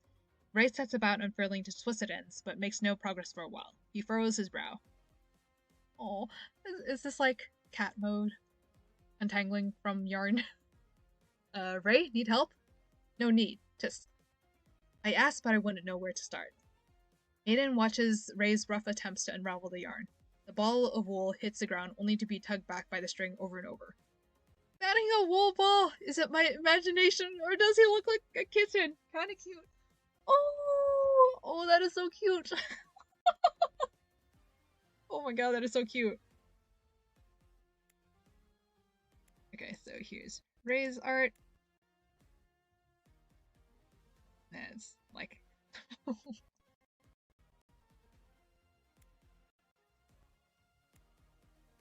And that one is... Oh, yeah, there's the long legs. And I think he's kicking Aiden, too, here.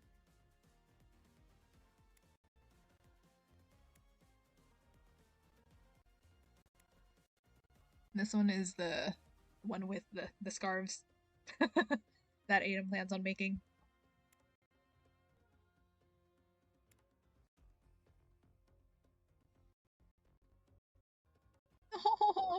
Oh my god, this is... Yeah, I think this is why I liked it, because it was like cat pawing. Oh. Right, now Quincy's.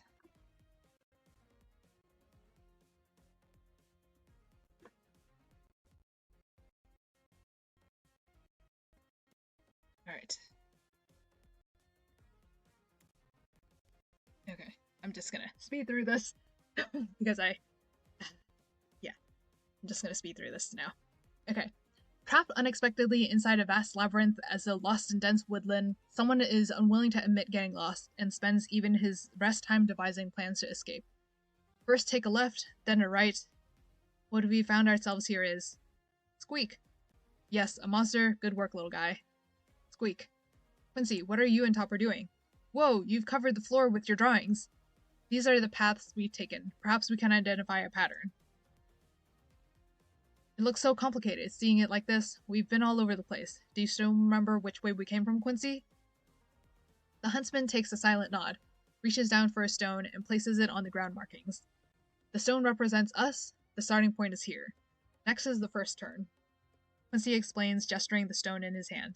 In his mind wanders, and he peers off into the bushes. What's caught your eye, little devil? The stone represents us, right? Since we're tracing our steps, we should display it exactly how we saw it. So careful stone selection is important too. Look, this pale, kind of wonky oval stone. Want to place it next to the big stone in your hand. There, it looks just like Quincy and Topper. The smooth stone is placed in the palm as described. It sits beside the larger stone, covered in dirt and snuggled together. Weak. Yeah, Topper agrees. Now we need a stone to represent me. We 3 stones navigating the labyrinth together. It's just a demonstration. No need to go overboard. Technically, shouldn't Ray and KUYA be here too? Because if this is like... Anyways. Before he finishes his sentence, the small white figure darks out, plucks a stone from the dirt, and holds it aloft like a treasure! Squeak. Oh, Topper knows how to pick them. As long as you two are having fun. Helpless smile. Heh. Yeah, we're stranded now, but seeing Quincy so serious, the least I can do is help him take it easy. The labyrinth is too complex. I'm getting nowhere trying to decipher the route. That way seems like a stop. Okay, it's interesting that Quincy has a lot more, like, thoughts compared to KUYA and Ray. Topper, hold it still. Yeah, like that.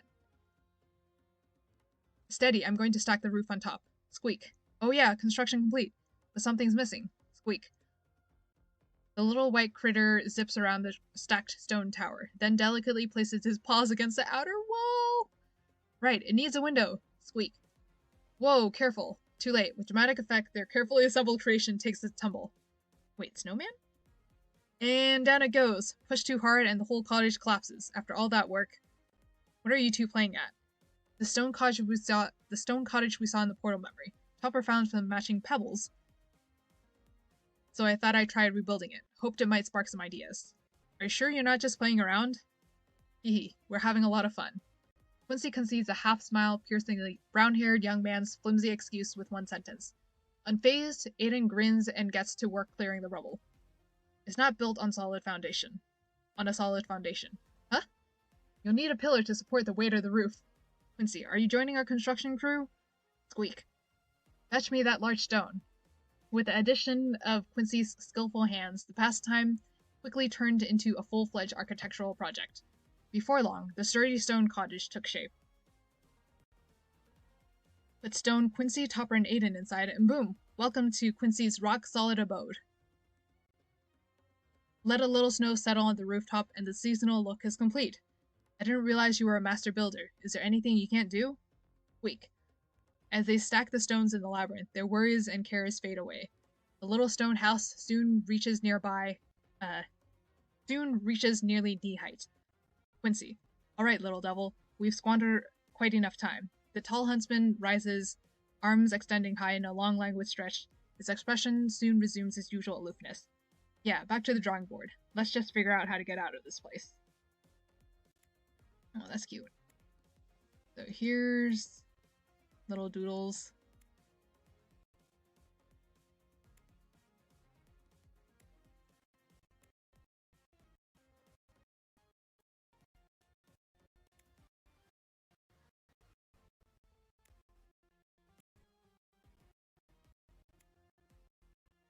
No, okay, cool. Alright, so I think I went through all the story parts. I think at this point I'm gonna take a break. Yeah, right now we're at an hour and a half. Okay, so I think I'm gonna take a break, and then I'm gonna try to pull for KUYA on my reroll accounts. Because, yeah, so I'll need to reroll for that. And, yeah, I'll do that when I come back. And, yeah, and then I will also try out the quiz. So, hopefully I don't have any as many tech issues since I won't be playing, like, with the animation and everything like that. So let me see if I can bring this back.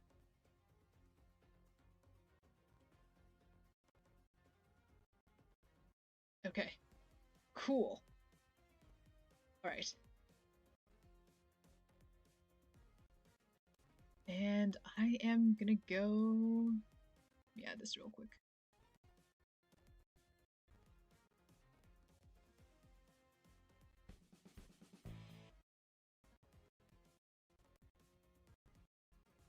Okay. So, yeah. All right. I'm now going to go on a break, and I will be back, and hopefully won't have as many issues. So.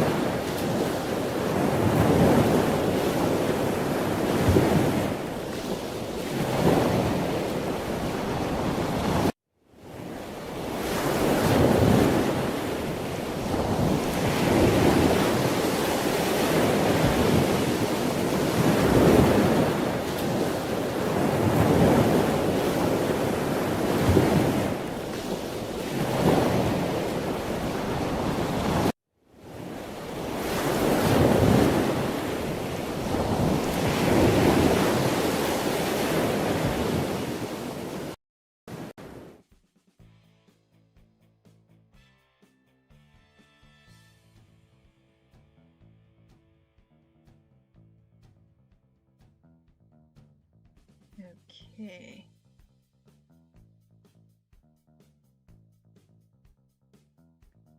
Hello. Is music up?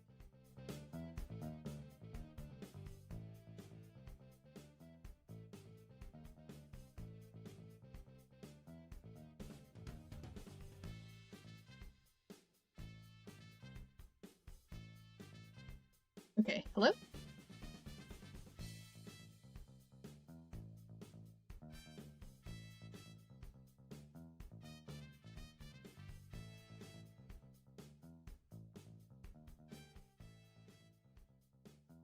Okay, alright, okay, cool. So I checked through some of my other reroll accounts and I don't have enough contracts. So now we are gonna see me reroll in real time. So how rerolling happens is that you start a new account in New Carnival and start a new guest account, and if you manage to pull the guy that you want, then you can keep that account. Other than that, yeah. So this is now a new guest account, and wish me luck. So I will have this on high music because this will be, yeah. And also now I can see that my lights are not freezing. Yeah. So cool, cool, cool. It's working. So enjoy the reroll as you watch how to do rerolling, how rerolling works.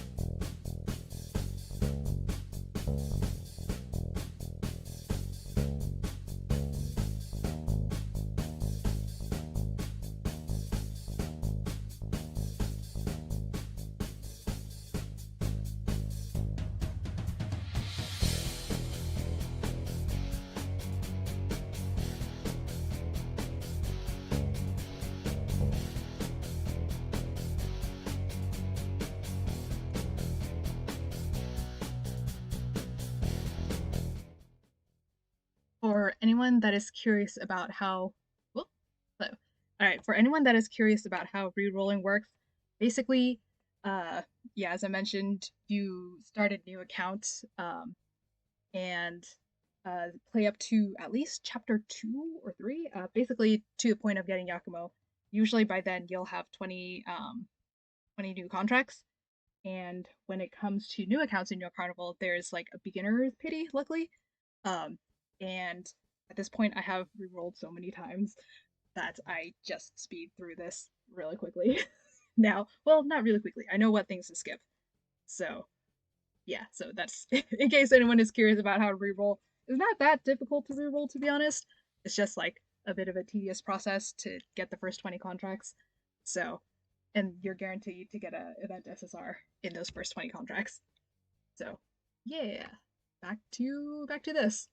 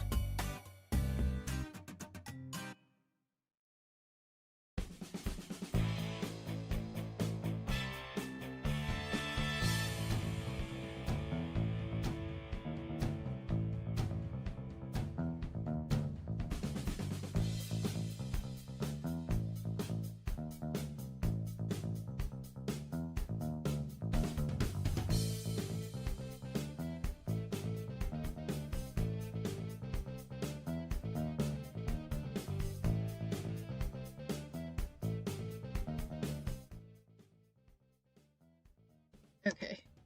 So I am about to do the first Yakumo boss fight. So I'm gonna try to see if I can just pull some contracts, just so I can get one more unit to help with the Yakumo boss fight. So, and this one, KUYA, please come to me. Ray, I wouldn't mind too. Ray actually would be more useful because apparently Ray has an actually useful kit, whereas KUYA's useless. But yeah, please, KUYA, please come to me. Please come home.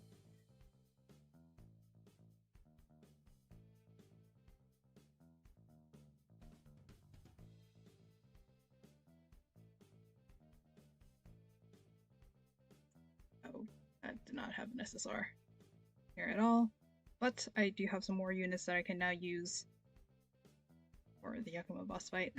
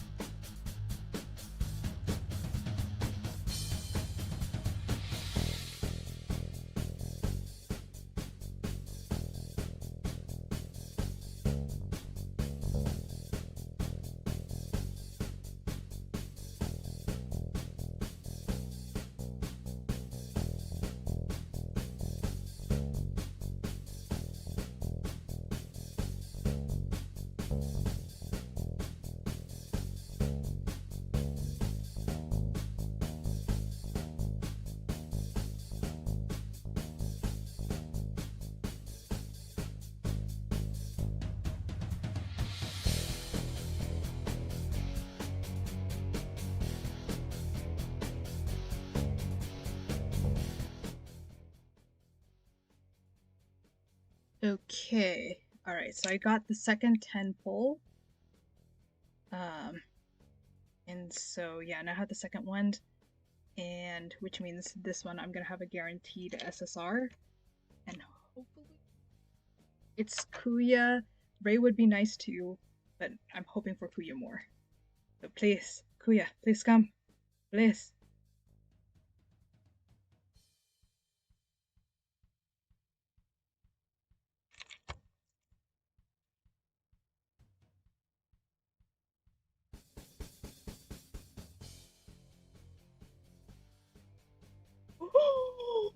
Oh my god!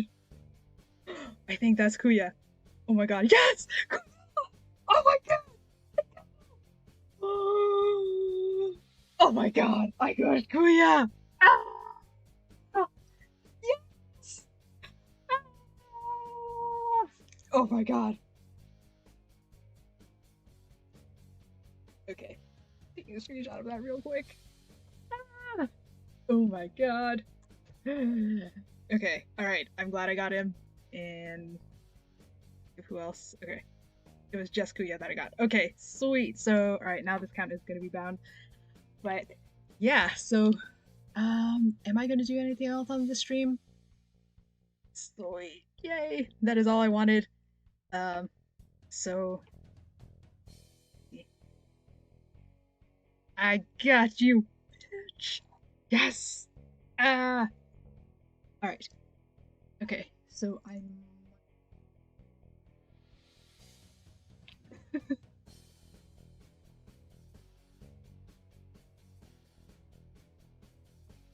let's see. Okay. Alright, yeah. Okay, so I think the last thing I'm gonna do before I end the stream is I might try to do the mazes too. So, let me switch out. Be right back again while I switch around things on my phone. So, yeah.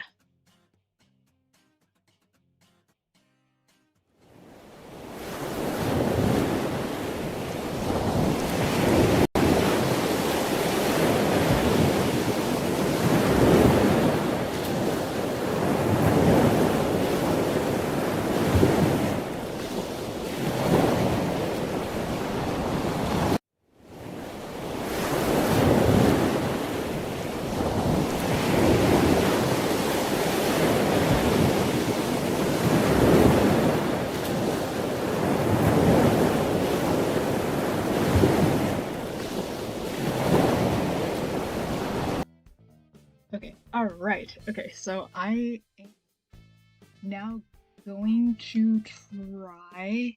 Okay, the last part of the stream. Oh my god, it's almost. Yeah, alright. I am gonna try to do the mazes. I've heard that Quincy's was the easiest, so I'm gonna do this. And you might see me fail a couple times because I'm not all that great at this, but yeah, I will try. Let me see. That's a good color. Cool.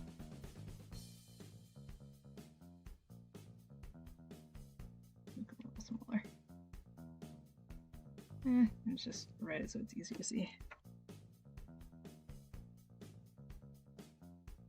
Okay, so alright, there we go. Alright, I am gonna try. I heard that this one was most I'm not sure. Heard that Quincy's was the easiest though. It's too big.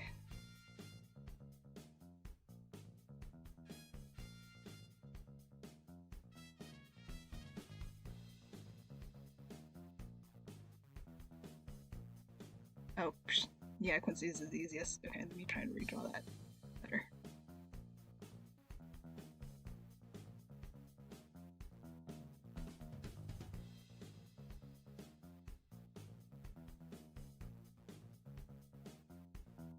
Okay, yeah, Quincy is the easiest. Wait, did that go to him? Oh, wait. Oh, that did not go to him.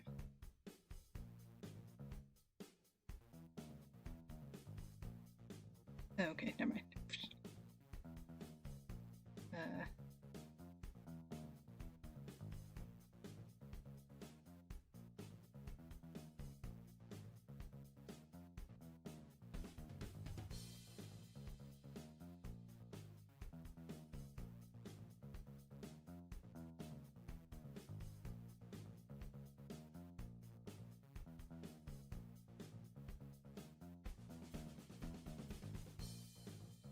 No.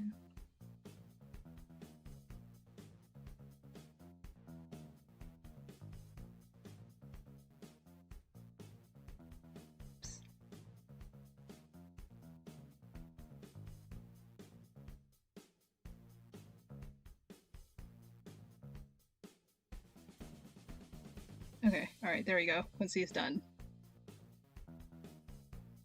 Okay. So now I've heard KUYA was the hardest. Alright.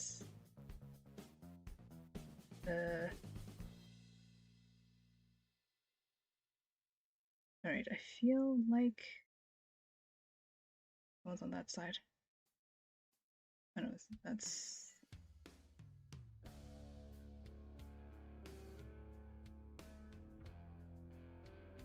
okay, that is coming on.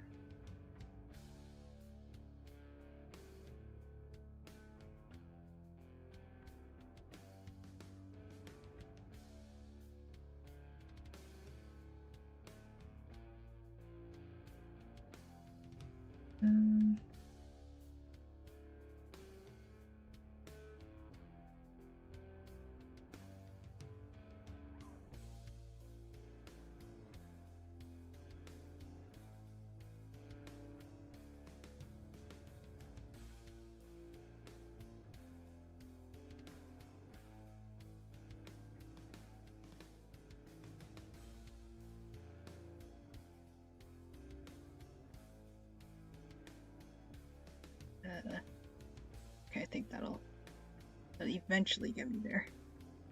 Not the fastest, but it'll eventually get me there.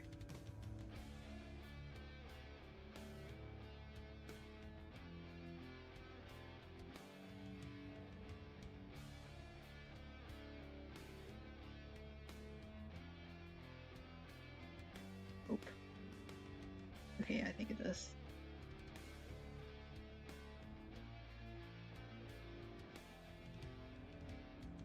Okay, alright, there we go. Got Ray.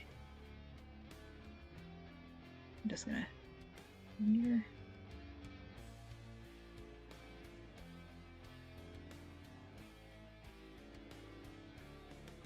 Okay, alright, and now KUYA.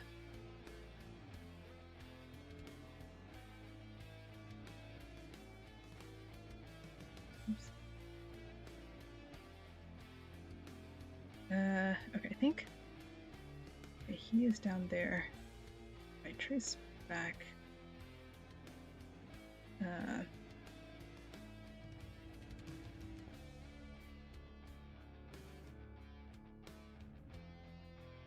Okay.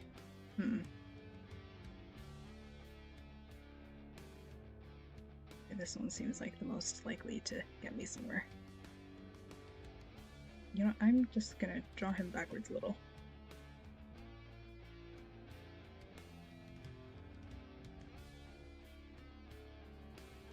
Okay, that's the only pathway in there. Alright, okay. Wish me luck that one of these guys get there.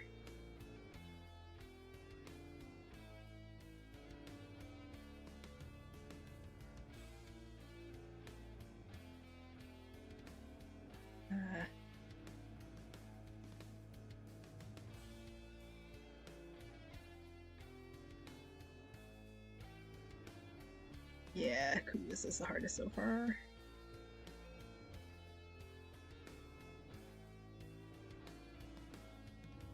Oh, wait.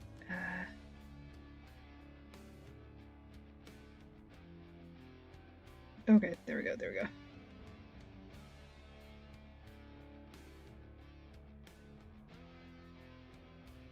Okay, sweet, okay. Yeah, I think I would not have figured out KUYA if I had not drawn that backwards. Alright. Okay, cool. KUYA's done now. Alright, so if anyone else is copying my answers, here's KUYA's. Here's Quincy's. Okay, here's Ray's. Here's KUYA's. Here's Quincy's. So, alright. Yeah, this stream was kind of packed. There was a lot that I covered and went through. I covered through a lot with this one. But, yeah. So, yeah, I guess let me switch over to this. Okay, there we go. Yeah, my KUYA that I got! Woo! Yeah, well, I mean, this is just a screenshot of it. But, actually...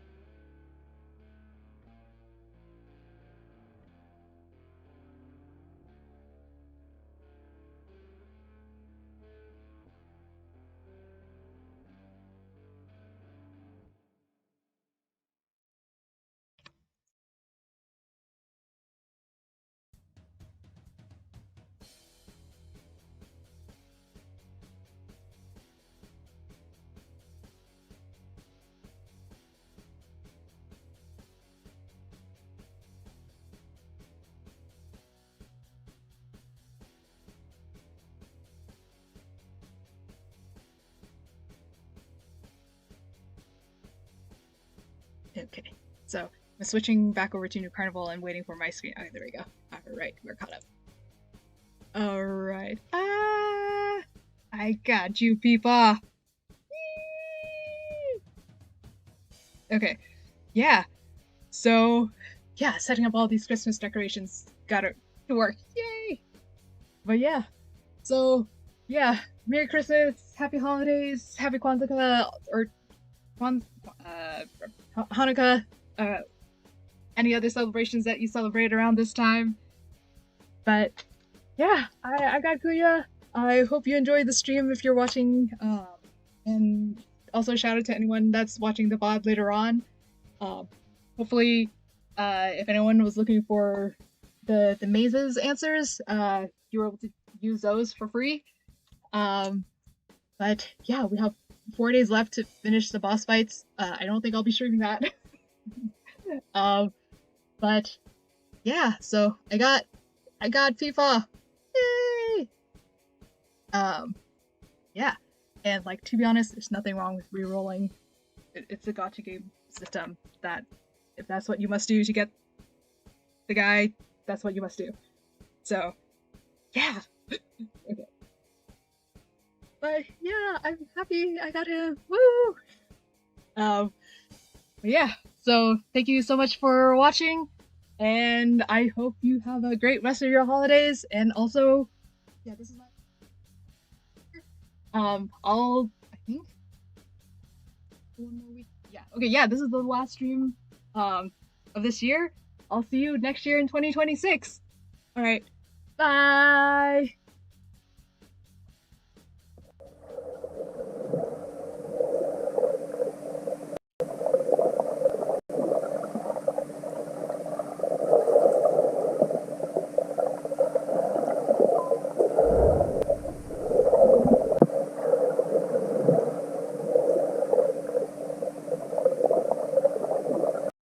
Also, as a quick side note, I have some, aside from the new decorations, I also have a new, let me see, just wanted to.